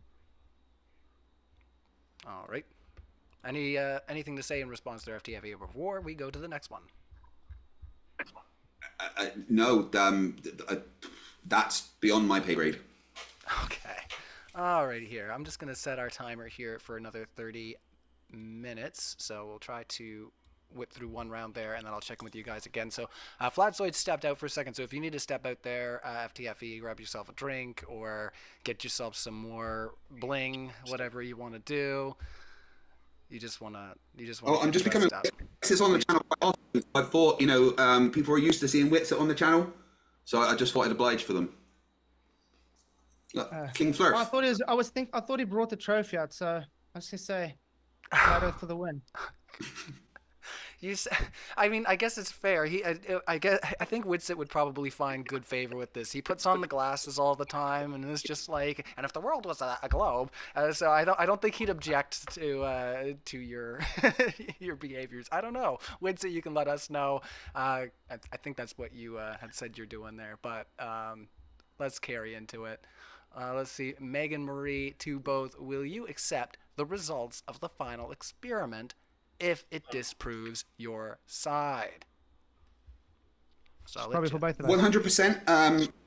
It quite clearly that if we do not see the things that we predict to see based on the globe during the final experiment, then my channel becomes Fight the Globe Earth. I join Globebusters, and I go and find my physics teachers and ask why they lied to me. Yeah, I am absolutely 100% confident that we will see exactly what the globe predicts us to see. All right, and your thoughts over there, Flatzoid? First of all, I don't think we will see a 24-hour sun. It doesn't matter if we do or not. The only thing it will show that I have to say, yes, we do see a sun. But will it debunk a flat Earth? Nope, because it's a false dichotomy. It doesn't debunk a flat Earth at all. Therefore, it's a waste of money. Well, I am looking for people who So you still hold the position that you don't think you're going to... So, do you mind if I just ask a quick question to Flatzoid there, if that's all right? Sure thing. So are you still holding the position that you don't think they're going to see the 24-hour sun down there? Yeah, that's what I believe. I think there'll be daylight, but not the sun itself for 24 hours. But that's the only thing that will show me wrong if they see the sun or not. But according to Flat Earth or not, it doesn't debunk. And are you saying that based on? Are you saying that based on your vision of a model of the flat Earth and where you think the sun would be, or what are you basing your doubt that they're going to actually see the sun for 24 hours on? Because I haven't really seen anything that shows it to be there other than edited footage. And it's odd that, for instance, even Union Glacier that's putting this up couldn't have just done it themselves all these years. Okay, but I mean, there is lots of videos that are unedited. And it's usually edited. Okay, all right. Well, I was going to say, just before we move into the next super chat, that if anybody is watching who usually likes to debate this subject, I am interested in getting a before and after debate set up regarding this situation of the final experiment. So firstly, to have a debate whether... well, I don't know. I honestly, I would like to talk to some of our speakers and see how they would like to do an initial preliminary debate, whether that they think that there's some issues or some shenaniganery going on, if you will, with what's been pitched, or any of it, any of the objections that somebody might levy, and then to have a debate after this is said and done and see where everybody's at. I think that would be interesting. So yeah, keep an eye out for that. LJ asks a question. If we weren't ever taught the globe religion, what would lead you to believe we live on a spinning space ball with curved seawater? Explain in detail. The fact that all observations suggest that we live on something that is rotating. The physics that we see in the world suggest that we're on something that is rotating. The things we see in the distance being the way they are suggest that we're on something with a curve. As a sailor, been out at sea and seen massive aircraft carriers, disappear bottom first over the horizon in a very clear way. All of my ability to discern the world that I have would suggest to me that the Earth is a globe that is rotating. I can, for me, I'd be totally opposite. I was a glober all my life because I was taught that. There's a reason why I'm a flat earther today, because I don't observe movement, I don't observe curve, I don't observe half the things the globe claims. So therefore, nope. I don't think I would ever be a glober if no one ever taught it to me.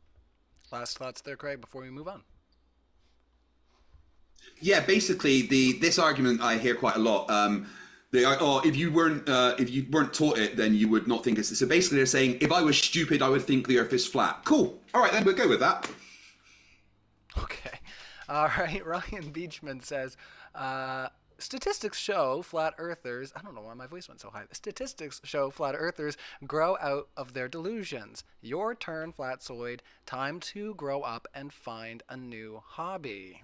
Well, they're not being very polite. Oh, shame. But, we're used to that. We got Screwy Louie coming up. My response to that is, if you see the truth, why would you go back to a lie? All right, let's move into the next one. Actually, I will ask, what, like, just to remind our audience, like, what would be, like, if you had to pick your favorite hobby? If you had to, my favorite hobby. Bee's knees. I think it changes through the years, though. At a stage, it was airbrushing. At a stage, building body kits on cars, doing engines up. At this moment, I enjoy what I do here. Awesome. Talking about things I love. Awesome. It's always good to remind the audience that people are more than just what they see on screen. What have you been up to, FTFE? What's getting your goat lately? I mean, I'm always a massive nerd. Star Trek is life for me, but hobby-wise, my wife and I play a lot of video games together, but at the moment my main hobby is going to the gym, to be honestly, and trying to improve my body because it got so wrecked during my formative years. I've got a lot of injuries and stuff, and my mental health suffered greatly, and when I started losing weight a couple of years ago and going to the gym and doing some serious physio, I became extremely addicted to it. And my favorite thing every day is getting up first thing and going to the gym. I fucking love it. Nice. Well, that's great. We'll move into the next one. Everybody knows what I like to do. I like to rock out, and obviously I like to wash my hands for like 20 minutes because they I've been dealing with my harvest that everybody saw thanks to FTFE. It was a good harvest. All right. I'm so sorry. Brian, I am genuinely so sorry for that. I Sorry. didn't realize I shared the wrong screen. I thought it was funny. And the It's funny okay. thing is, you spoke about it before the stream as well. I was like, We did too. Yeah. Yeah, that's great. Awesome. Anyway, so Screwy Louie says, Flatzoid, if the Earth were a rotating globe as described, please describe what you would expect to see and experience. planes flying backwards. I can show you a long range sniper shot at 4 miles recently that they did 2 years ago, and they never accounted for Coriolis. So They missed 56 times. yeah, it's a far distance. Yeah. All right. Yeah, if they took Carlos into account, they probably wouldn't have missed No. 56 times. That's how long range shooting does. You take a grouping and then you correct from there. There's no such thing as correcting for Coriolis, because it would work out to I mean, it would work out to 15.3 meters of correction, which would be a lot of MOA. You wouldn't even see the target. I have a list of 36 videos of long-range shooters showing how they take Coriolis into account. Anyone can contact And me then for ask that. them how they do it, and then they say, I don't know.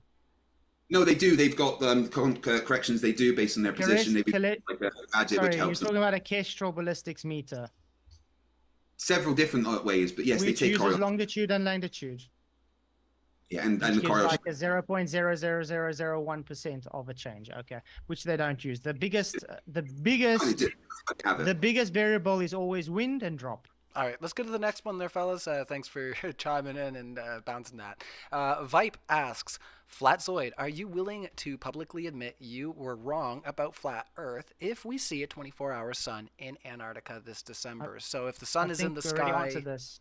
yeah, I think we already answered this. Won't debunk a flat Earth. So yeah, okay. I think that's clear there, Vipe. So everybody, I think, is on board with that whole dealio on screen. So LJ asks, why don't we have the remains of any asteroids ever?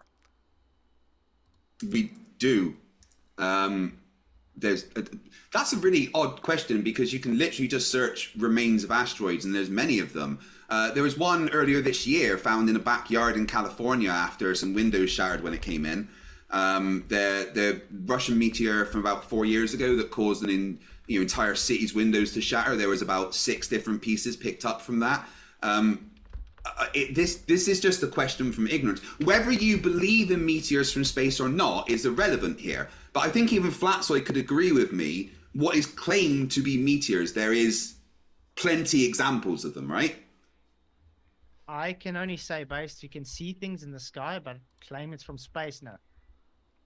But my point is, that there is like in museums and stuff that there's like, oh, this is a meteor. Whether you agree that it is, if you've never seen it, that's fine. But you can search and find there is lots of examples of meteors and bits left over. It's usually the core because as the meteor enters the atmosphere, the heat and pressure tends to cause it to explode. And what you get left with is like the hard core element, which wouldn't explode as well. But yeah, no, it's an odd question, to be honest.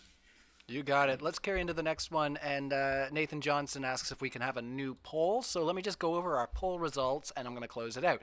So we got an extra point up here on flat and on a loaf of bread. So when I close the poll out, it's going to be 53% voted for a globe, 26% have voted for flat, and then we got 21% voted for a loaf of bread. So you guys are trolls of the modern day debate chat today. We appreciate everybody though in the live chat.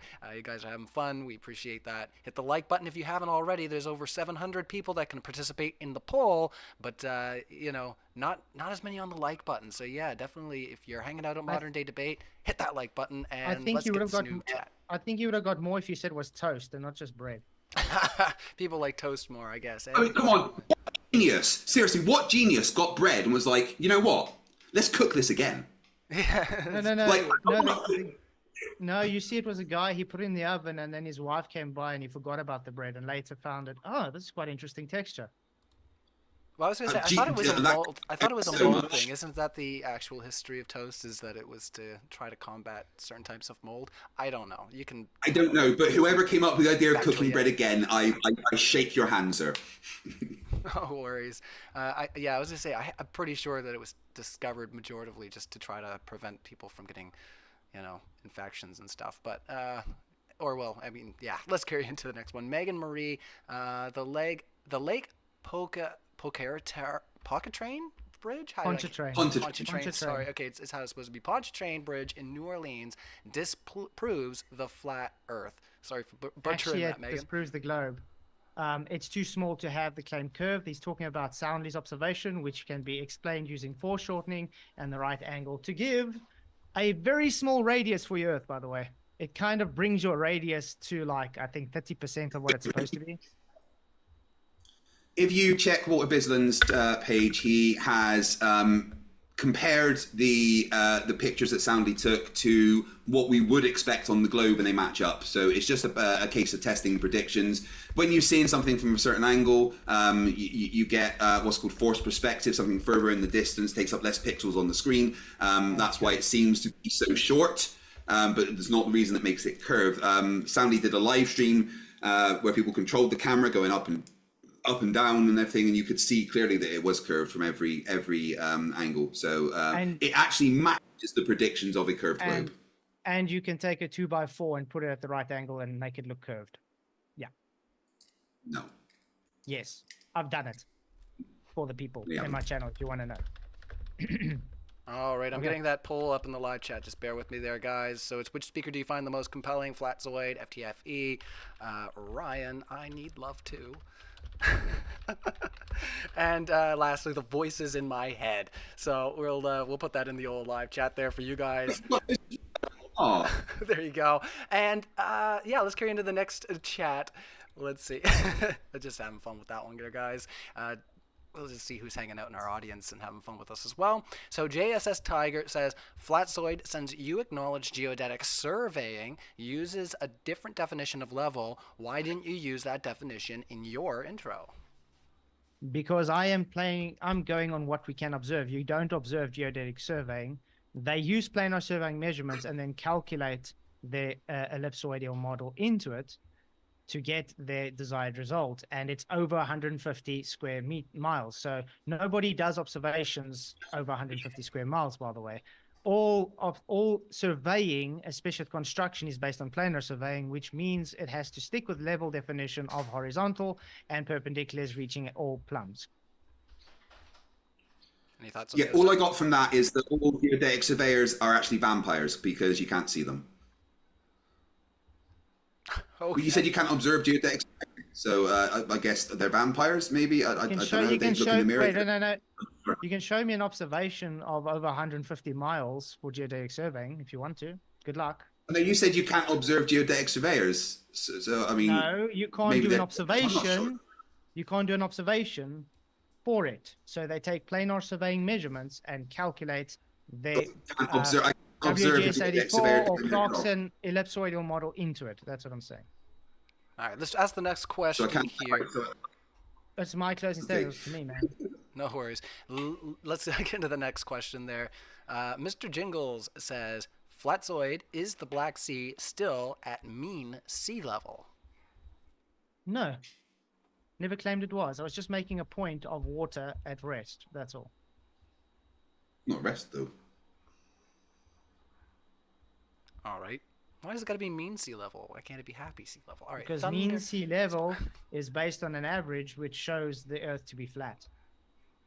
All right. Let's ask the next question. Thunderstorm says, for flat Earth, does the flat Earth ocean and atmosphere change shape slightly season to season? There's always variations in sea. The sea tides, we got weather that changes it. There's always variables. So I don't know why there wouldn't be tides and bulges and movements of water based on seasons either. If you want, I have an actual demonstration showing the movements of water in a fish tank on my channel as well. So you're able to go see an actual demonstration of hydrostatics and flow of water due to thermodynamic properties. You got it. Thanks, gravity. Let's carry no into gravity this one. involved. Thanks, guys. Gourdzilla says, lol, level is curved, in quotes, and the Globers rejoice in their win. Lol, Star Trek is real, guys. One last laugh out loud. All right, so Shout out to Gord. Look, I don't care what you say about me. I will not have you talk bad of Star Trek. Okay? Oh, he's one of Just those no. Trekkies. Oh no. No. Wait. No, I'm kidding, Craig. Should I do it this way and piss you even more off? May the force be with you. Always. Get out! Yeah. If anyone wants to see me be a nerd, every Friday on Top Hats Off, I play Commander Terran Shelby, the chief engineer of USS Lexington. There you go. Because I've seen this a lot where the guys claim they're Star Wars fans and then they're like, beam me up, Scotty. I'm like, Oh, okay. Yeah, that hurts. Yeah. Let's just carry into the next one. Ryan Beacom says statistics show flat Earth. Oh, this we already had. Sorry, Ryan. I'm gonna move to the next one. Screwy Louie, Flatzoid. If the Earth was a rotating globe as described, please describe what you would expect to see and experience. You already read that we're one? onto this as well. Oh, Yeah. did we? Oh, sorry. Yeah, some of them are very similar. Sorry. Just scrolling around. Thanks, Mr. Jingles, for that one. Mr. Jingles says, why can't Christians agree on the shape of Earth? Well, it's for everybody's interpretation as they want. I do say as well, it is not a salvation issue. If you're a Christian, you believe a globe, good on you. As for me, I take what the Bible says, and it definitely describes a flat Earth cosmology. And well, it's up to them to decide what they want to believe. Yeah, but it also says the Earth's both a circle and a square. So, I mean, It hey. doesn't say square. And it says circle, which is encompassing, which means flat. I guess, but how else can you have four corners without it being, Cardinal directions. It's a cardinal direction. Doesn't say that. It says corners. It does. Cardinal directions. Four corners is cardinal directions. All right. Northeast, southwest. Okay, well, let's carry into the next one there, guys. We're moving right on through. Oh, I totally forgot to set the timer. That's okay. Well, speaking We of are that, moving through pretty good, though. I just want to say before we do on, I would love to have a biblical cosmology with whoever wants to debate on that sometime. I think that would be quite cool. Hey, you heard it in the live chat. You can reach out to me or James. Most of you know how to get a hold of us at this point, so we're just going to carry into the next one. Aaron Armstrong says, 2 days ago, you and 3 other members of your panel agreed that the world would be a better place now if a certain dictator had gotten rid of more juice. How does that align with your strong Christian faith? That is a lie. I never agreed to that. That's quite the super chat, boys. That's oh quite boys. actually it's quite an accusation. And by the way, Aaron Armstrong, you better stop. The guy's so obsessed with me. He stalks me. He even sent me an email of my wife and child and said cute, which was based on a profile that was private. So that's the kind of guy that just commented that, by the way. Oh, that's kind of creepy. Not gonna lie. I mean, allegedly. I mean, I'm not saying anything. Yeah. If all that's true. All right. So the grumpy old mechanic, Flatzoid. When do you plan to take 500 from me for a couple hours reading abstracts? Not sure if you know who the grumpy old mechanic is. Okay, and I'm going to say to the grumpy again that I've been saying for months now. Yes, I'm going to do it online if you do so. What does he do? He ignores me and just says the same troll argument over and over. So I just ignore him. All right. Vipe asks another question. Flatzoid, what do you think of the new hit song, Optical Not Physical? Don't lie, I know you've heard it. What's this now? What? Apparently there's a song called don't Optical know. Not Physical. They think that you've listened to it and have an opinion. Maybe if I hear it again, then maybe I've heard it. I don't know, but it doesn't ring a bell. All right, well, we won't play it here because I don't know if that's copyright, and it's not on brand. It's definitely not copyrighted. It's not on brand. See my though, stream so yesterday, guys. I was gonna say, don't you dare. Okay, I know what you sometimes do. All right, Aaron Armstrong. I mean, it's All right, literally. I'm another play it right question. now, but I hope that it's okay to answer these questions despite that. So it says, Flatzoid, you agreed the sun was a giant sphere 4 days ago. Why the sun but not the earth? Because we can see the sun as a sphere based on its light, just the divergent light. The earth we don't observe as a sphere. Any other thoughts on the up there, or do you want to carry in to the next one? Nope. No, Okay. that's it. All right. No worries. I All mean- right. Let's carry into the next super chat.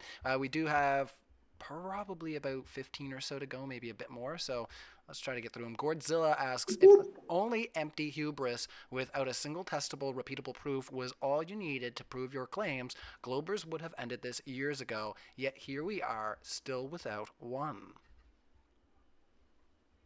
Well, no, the thing is, we prove it every day. You guys have this magical ability of nuh-uh, which in your crazy world disproves the things we say. It's incredible that you think going nuh-uh at reality, physics, experiments, and everything we show you is any kind of argument. But, that's why you sat at the back of the classroom sniffing the glue and eating the crayons instead of doing the work. All right, let's ask the next one. Mr. Shonk, Flurfs are bold when they say Globers don't have a working model, even though Flurfs still can't explain sunsets. Did you want to... That's an outright lie. Of course we can explain sunsets. We've explained it and demonstrated many times based on difficult optical phenomena.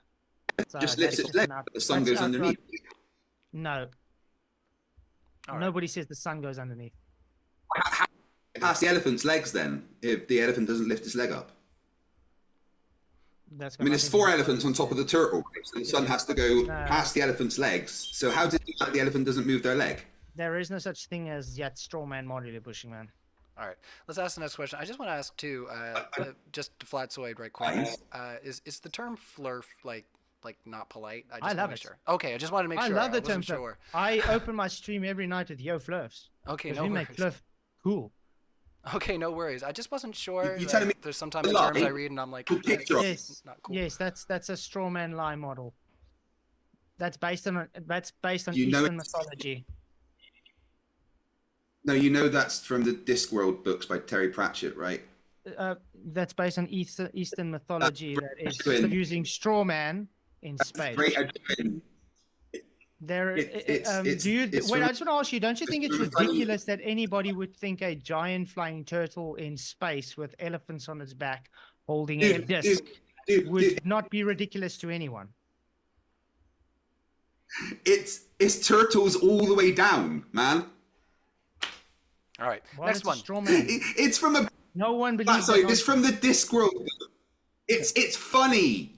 The great city of Ankh-Morpork, where the wizards are the... Oh my goodness. Okay, let's get to the next one. Not funny to me. Wizards, what are you going into there? All right, FTFE, thanks. AC Spin. 30 odd books that you need to read, Flatzoid. Start with The Color of Magic. Oh, I see. Again, that's a straw man. This is not what flat earthers believe. That's why I say it's not funny. Okay. Let's carry into the next one. R/. Let's try to be polite. I see spin on flat earth. Must the sun change size throughout the day? Yes, we do see it in reality. It changes size. We see optical phenomena. Even with a solar filter, I can show you the sun changing size. Any thoughts on the other side? Or you want to carry on? All right, let's carry on. No, I'm... Oh, I'm not sure if you wanted to respond there, Craig, or if you wanted to move on. I actually didn't hear. Sorry, I was sidetracked. I saw someone shiny. I was distracted. Oh, okay, squirrel. I got you. Variety Tube Chan says, flat Earth. If gas pressure requires a container, then what accounts for the pressure differential when I seal a container at a sea level and open it on a mountain peak and hear gas escape?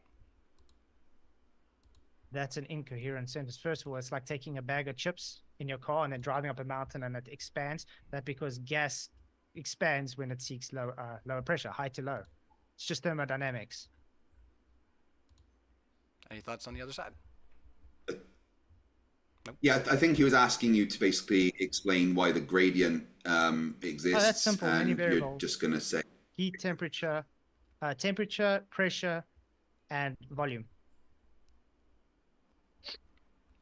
All right, let's get to the next one. Oh, you want to respond? Sorry, there must be a delay.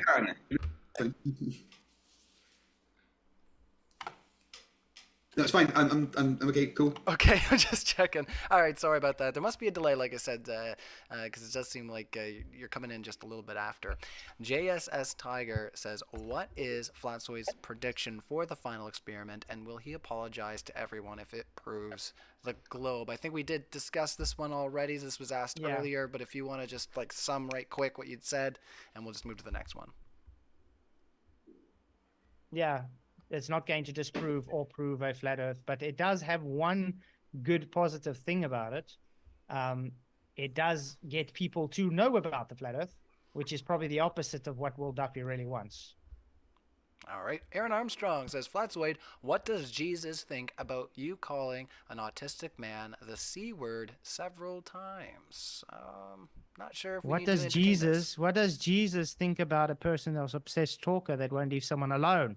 All right. All right. So, yeah, let's just get into the next one. So sorry. Yeah. But, yeah, it seems like there's maybe a little too much bad blood there. So let's carry into... Yeah, I would appreciate if we don't read that guy's name anymore, because I have actually had to contact the authorities in Australia to figure out if there's something I can do. And I said the only thing I can do for now is just mute the guy and ignore him. But he keeps popping up everywhere to stalk me. All right. This is what Flat Earth gets you guys. All right. Well, I would encourage, everybody, if you're hanging out in our live chat or if you're hanging out in other spaces, definitely, if you want to engage with what people think, there's avenues in which you can do that. But don't harass people. Like, it's not cool. Don't bully people. Please don't. Anyone on my side that I make fun of flat earthers and everything all the time, but don't ever take my videos and then contact the people and harass them and everything. That you've seen the kind of messages that I've got, death threats and everything. It's not cool, and it's not something that I would do or I would expect any of my supporters to do. And I completely stand with Flatzoid against what Aaron Armstrong is doing.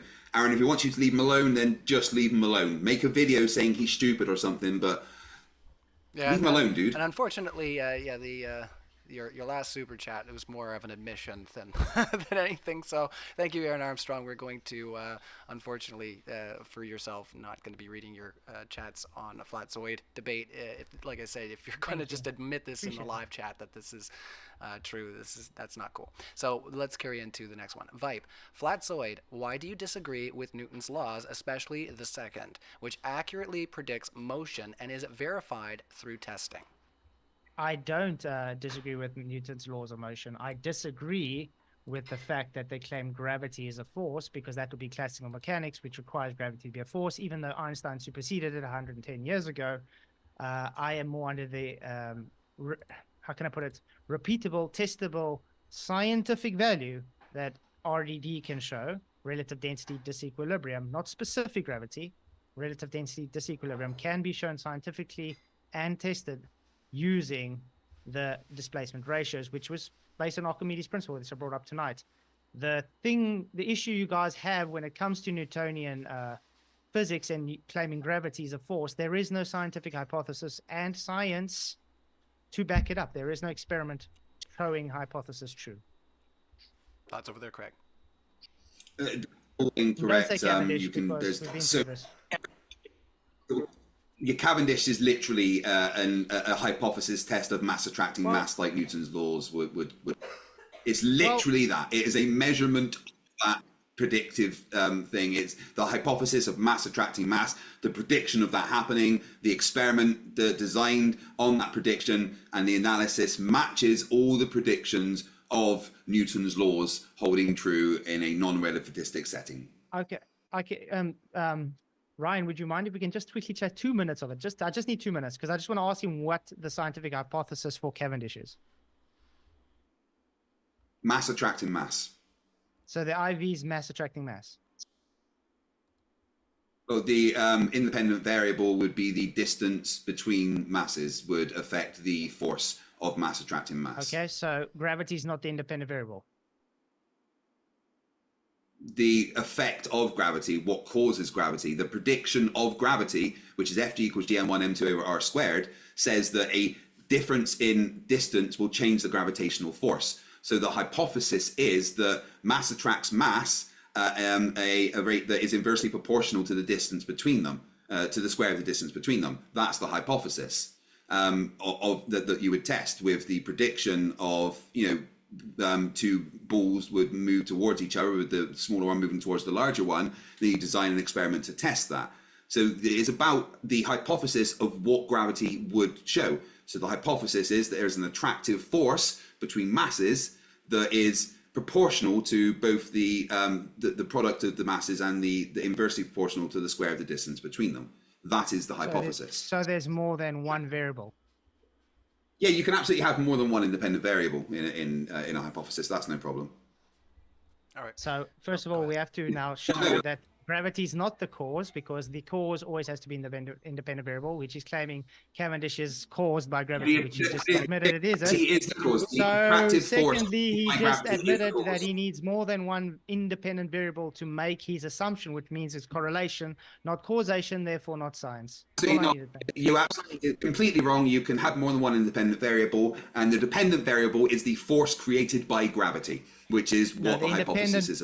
No, the independent cause is the dependent. The dependent is the observed phenomena. The dependent variable, which is what we observe, the dependent variable is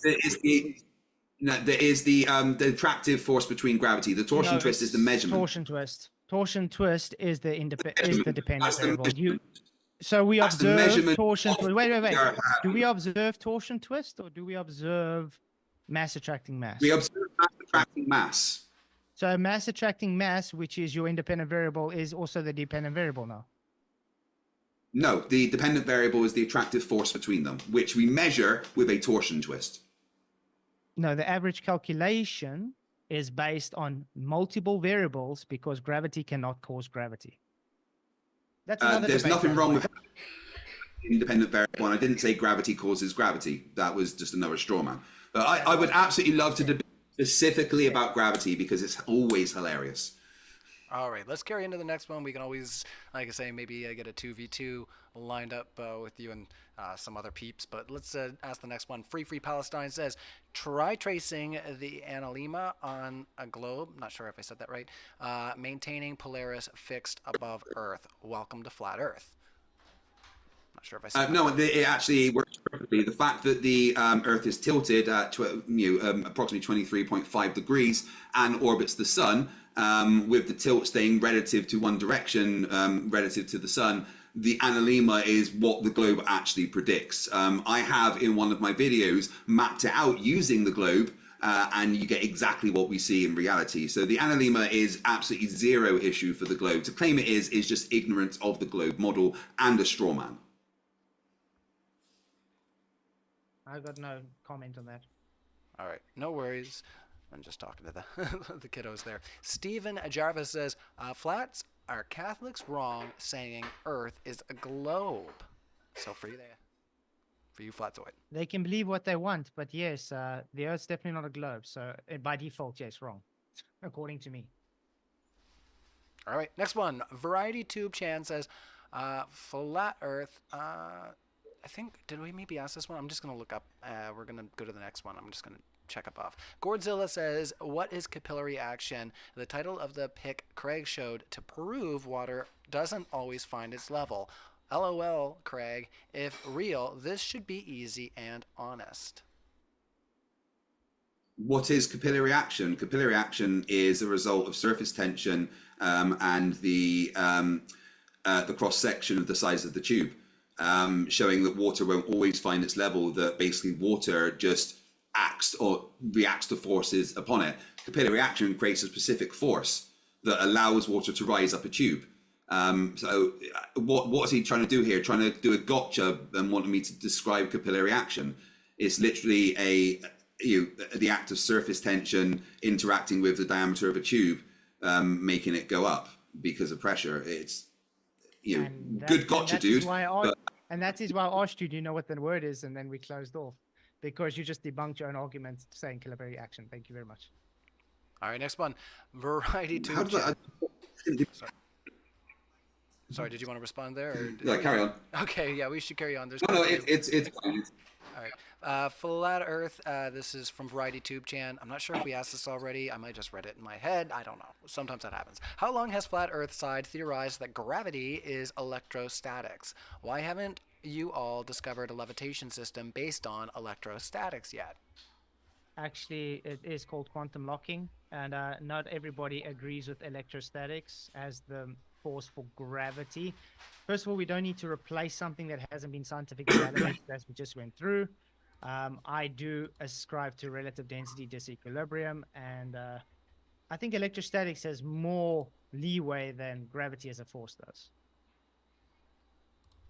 Are any thoughts over there, Craig? Do you want to carry on? Yeah, electrostatics as a replacement for gravity simply doesn't work because of, the base of the claim is the downward current of negative charged ions in the atmosphere, which actually dissipates above a few hundred feet and things still fall. So it just, their whole argument just falls apart. It's a ridiculous thing, and just a bunch of cope because they don't like the fact that gravity is real. We know gravity is real because as a submariner on the T-class subs, we used it to navigate and avoid underwater mountains. Certainly wasn't done with any kind of relative density disequilibrium or electrostatics. Certainly done with gravity. They use density, do you know? No, they didn't. All right. Oh, so it doesn't pick up density. Field. It doesn't pick up density deposits. Okay, cool. All right, next one is from Danny Turner. Craig, do you remember when he said Coriolis is wind? I do. That was funny, Yeah. and it's in my video about him. If anyone would like to know, my new series of Flirt Idiots launches on the last Thursday of this month. Flatzoid's in episode 8, so you've probably got a few weeks to wait for that. Speaking of Flirt Idiots, about 2 years ago, you claimed refracted hand and you said you've done the demonstration. And it was No, don't worry, that's all part of the end. Are we going to get this anytime soon? Yeah, the refracted hand thing's in this video, don't worry. All right. You know the reason I haven't been producing videos. Oh, sorry. Seems like he cut off there. But yeah, Mr. Shank has another question coming in here. I think Craig would be more than happy to debate all the flat earthers in the live chat right now, since they all want to make fun of him so much. I'm not sure what angle we're coming at this from. People like Flatzoid will at least step up and debate me. But there is so many flat earthers that will just insult and mock and say I'm stupid, but lack the kahunas to step in the arena and actually face me. I understand. I have destroyed your little religion so much that at this point it's like punching a puppy. Not just a puppy, but like a toy poodle puppy. It'd be really bad. I get it. I have to be fair, guys. Based on tonight's poor They're punching the dogs. arguments that Craig's brought, I mean, a tin can tuna will probably beat him, so don't worry, don't have to be scared. Sorry, I just... Heard it. Flatzoid says you don't need to be scared. Come and debate me. Show that you aren't just a keyboard warrior. Oh, what's that? You are a keyboard warrior. No worries. Carry on with what you're doing. No worries. I just instantly my brain just I heard the voice of they're punching the dogs. I just couldn't help it. Sorry about that, Flatzoid. Anyway, don't do that. That's not encouraging anybody. Like whatever you just said, like just don't. All right, Tin tuna. I Gourdzilla. said tin tuna. No, I was talking. All right, Gourdzilla says you showed text. You complete Muppet. Did you miss the part where I said testable and repeatable? That one's for you. That's Who's that probably to? Craig. That one's for you, Craig. To you. Said you showed text. Yeah, text. So that's how they recorded experiments when there wasn't videos.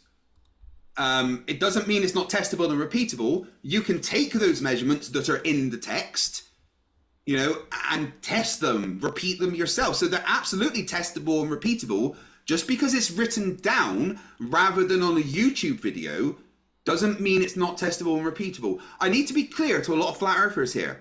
Science isn't only science if it's recorded on video. That's not the criteria for science being science. Video hasn't always been a thing. You could write down results. That's still science. You're a fucking muppet. All right, let's carry into the next one. Thank you to both of our speakers for a very lively debate. We still have quite a few super chats, so if you have any questions, get them in because we are going to be wrapping up here shortly. Gregory06 says, great job, Flatzoid. You really had a lot of good points there. Craig, how can you even explain? Oh, I'm just kidding. Craig won hands down. Oh, Gregory, you had us in the first half. You're such a... Anyway... So a Kango 44, that felt like sweeping a rug, Gregory. That was impolite. All right, just playing. Kango 44 says, if Craig is going to be Witsit, He needs. We're not going to say that, Kango.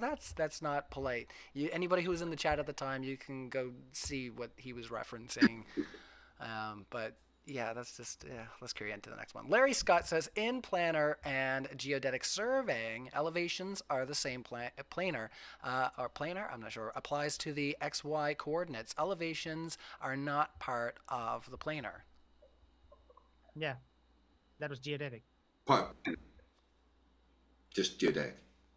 Yeah. Because you have to ignore the curvature of the Earth to do the small planar surveying. No, yeah, the geodetic is based off of the measured plane of planar surveying. That's why they do elevation. They take that slope and incline angle and calculate it as a curve. Okay, next one coming in. All planners in the world just like cried a little bit inside. Okay, Yeah, Alejandro Vallejo The says. globe doesn't exist. Hopefully I said that right. I think it's Alejandro Vallejo. I'm not sure, Valero. Let's just be perfectly clear. If the sun sets on the flat Earth, the Earth could still be a globe. But if it does set, it would completely falsify our current model. Thoughts, Craig?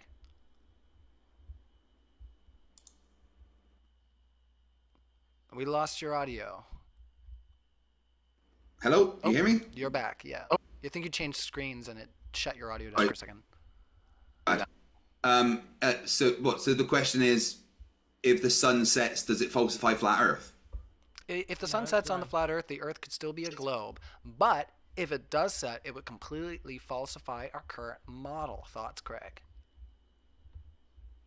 Yeah, well, I hold the opinion that if the sun sets, then the Earth can't be flat. But of course, flat Earthers don't understand how angles work and disagree with that. So, if sun set, Earth not flat. No, if sun set, Earth not globe, Craig. Well, no, we expect it to set on the globe. We wouldn't expect it to set on flat Earth. You expect 24 hours sun for it to be a globe. Is he talking about the like Antarctica or just in general? Yes. All right. Well, if you talk about Antarctica, okay. Right. I didn't understand the question. I didn't realize he was talking about Antarctica. So let me rephrase. Yes, absolutely. If the sun in Antarctica sets when it's not supposed to, it debunks everything we understand about the globe. And for me, the only way that could happen is if maybe the Earth is flat for some reason, or not the shape that we're told. So I have to join Globebusters because we've been lied to. If the sets in Antarctica.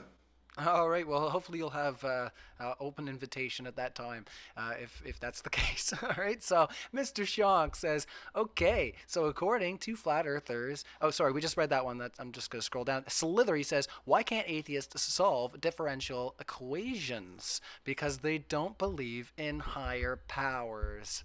Wah, wah, wah, wah. That's what you now leave. Don't even get your coat. No, your shoes are just get out. Okay. You are not invited to our parties any longer. No, I'm kidding. We appreciate you joking around in the super chat and just, keeping things fun. We do appreciate that as well. If you just want to, let us know that you're having a good time, or if you like what you're seeing on screen, that's great. I will also remind our audience, we're getting down to our last couple super chats, that both of our speakers are tagged in the description. So if you enjoy what you're hearing from either of these speakers, you can go check them out at their respective spaces there. So let's see here. I see Spin. Craig, get Flatzoid's thoughts on my sun size pixel count. Okay. Do you want me to do that right now? Because it would take a while to show a video. I'm not sure what this is about. So can you maybe give us a summary? If you can just send me the link, then I can check it out and do a video on it if you want. Basically, there's flat earthers claim that the sun changes in angular size as it moves away.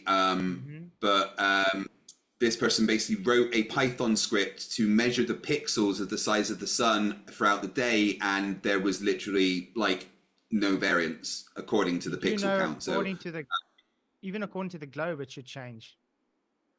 Yeah, the variance that we expect is there. It goes from 89 to 92 pixel difference. A difference of 89 between 89 and 92, which would match what we predict, but it doesn't. You know, the variance is that, and not what we would expect if Okay, the Earth was flat. Then there's another thing. Did he take it in different locations? Because different locations give different varying results as well. Well, this was just on one particular video that some flat earthers have claimed that it shows. I'll pass you the link and you can analyze it and I'll maybe check do a it out. video on it. Yeah, thanks. All right, you guys got it. Awesome. So let's see. I'm just going to scroll down here. Past that one. Godzilla says, no, read that again. For sakes. Craig, not asking you that. I'm sorry, Godzilla. I'm not sure what we're... Do you know what he's saying here, Flatzoid? Testable. He's asking him for testable, repeatable results, and all Craig is saying, "Trust me, bro." So. No, I showed the testable, repeatable results. He just has to test and repeat them. All right, Shovelhead Steve is just saying Flatzoid equals poop emoji. Well, thank you, Shovelhead Steve. Oh, That's so kind. I didn't read it though. Nobody's gonna fault me on that. But you're not contributing very much there. That's not right. To do that, why would you be so mean to poop emojis? That's just not fair. Oh, Craig, my goodness. Come on. Larry Scott says, no, we read that one too. Look at that. We are really getting down on them. Alejandro Valhero says, Flatzoid, congratulations on your new documentary. Never saw a better example of someone thinking they are redeeming themselves while digging deeper. I think that one's genuine because I think the last one was coming after Craig. You can let us know in the live chat. I'm not sure. Like I say, some of these are backhands, so we can't. If you want to see the documentary, it is linked in my page. You guys have made it so hard to. Wait, did you do enough? I swear. No, already covered. Same one. All right. Oh, awesome. okay. Thank fuck for that. Another one. No, I'm coming down too hard on our live chat now. No, we do appreciate modern day debate. Let's just see where we are at with our poll right quick, and then we're gonna ask the last question that was in the chat. So right now, with 45%, we have FTFE, and just shooting up to 28%, we have Flatzoid, and then the voices in my head at 21%, so they don't agree with any of you, and then 6% agree with me, which makes sense. So Ryan won. Yeah, well done, Ryan. No, I only got 6%. I definitely did not win, but I don't do the majority of the talking, so that's just me fishing for those 3 people that are like, good job, Ryan. I'm like, I'm trying my best. All right. Godzilla says, okay, I did test Craig. Every plum at the rest everywhere is parallel to the next and always, but it's only limited to reality. Correct. I can show evidence of diverging plumb bobs, but you'll just go nut up. We measured the fact that plumb bobs actually diverge over distance. But you know, you just ignore it and carry on believing your little fantasy. It's fine. You've never tested it, so don't lie to me. So diverging plumb bobs, then therefore not level. Cool. Awesome. No, because level is matching the curve of the Earth. They diverge the amount we expect with the level curved Earth. Perpendicular to all plums. All right, last question from Godzilla, and then we'll do our closing statements. Give each speaker a minute on the floor to give their thoughts on the discussion, where you can find them. If you want to talk about other debates you want to have, that's fine too. Godzilla says, okay, I'll try to clarify, Craig. The pic you showed as proof of water at rest not being level was titled capillary action. That is dishonest of you. No, it's not. It shows that water doesn't always find its level. You do know there's nothing dishonest about that. It's still seeking level with capillary action. The point is it wasn't at rest. But it is at rest. It's not moving. No, that's what capillary action It's is. only gone up a certain distance. Capillary action is moving. Yeah, no, it only It's not certain. rest. No, capillary action is just there's movement caused by capillary action, but once the pressure differential is changed, it is met, then it won't move any further. So the picture I showed with them at different points shows that even water at rest isn't always level. Depends on the forces acting on it. Are all those horizontals parallel with each other? No. Yes. All right, let's get into our closing statements, because if you guys are going to do the no, yes, I know you are, but what am I? Awesome. We're going to get into those closing statements. Big thank you to both of our speakers here at Modern Day Debate. We do have more debates coming up, so keep an eye out for when we post those up. We are Neutral Debate, hosting debates on science, politics, and religion. We hope everybody does feel welcome and hits the like button. We have 417 still watching here at the end of the debate, and 338 votes in the live chat. So keep those coming in and let us know who you found the most compelling on our panel this evening. Or if you just like the voices in your own head, that's fine too. So let's get those closing statements going. So Fight the Flat Earth, you'll have 1 minute on the floor. So thanks for coming. 1 minute, it's all yours. Well, thank you for having me. I really appreciate it. The only way you can be a flat earther is if you're ignorant of a bunch of physics. Whatever you think about Flatzoid, he isn't someone that understands physics, and people just need to understand that. I teach physics. I have a degree in physics. I understand physics. So when I talk about physics, I kind of know what I'm talking about. And that's it, really. Flat Earth is just ignorance in personified. I really appreciate you having me on. My channel, FTFE, is currently doing a month-long stream every day challenge. And on the 25th of this month, I will be doing a special stream where I challenge myself to do 1,000 push-ups during the stream. I don't know how it's going to go. I'm probably going to, be in extreme pain. But the point of the stream is that half of the super chats that I get will go to the SAFA military charity, who have helped me and many others when we've needed it after leaving service. So please come and join me then. See me push myself as further than I've ever pushed myself, and support a good cause. Thank you very much. All right, thanks for coming out to Modern Day Debate. Big round of virtual applause for yourself there. So we'll hand it over to Flatzoid. You've got 1 minute on the floor. Awesome. Thank you very much for this. It was fun. Thank you, Craig, even though we don't agree with each other. And I have shown you once again to not understand the physics you claim to know. On screen, we show exactly what he says isn't saying. He says, nah, he has failed to even understand that an independent variable means uno numero.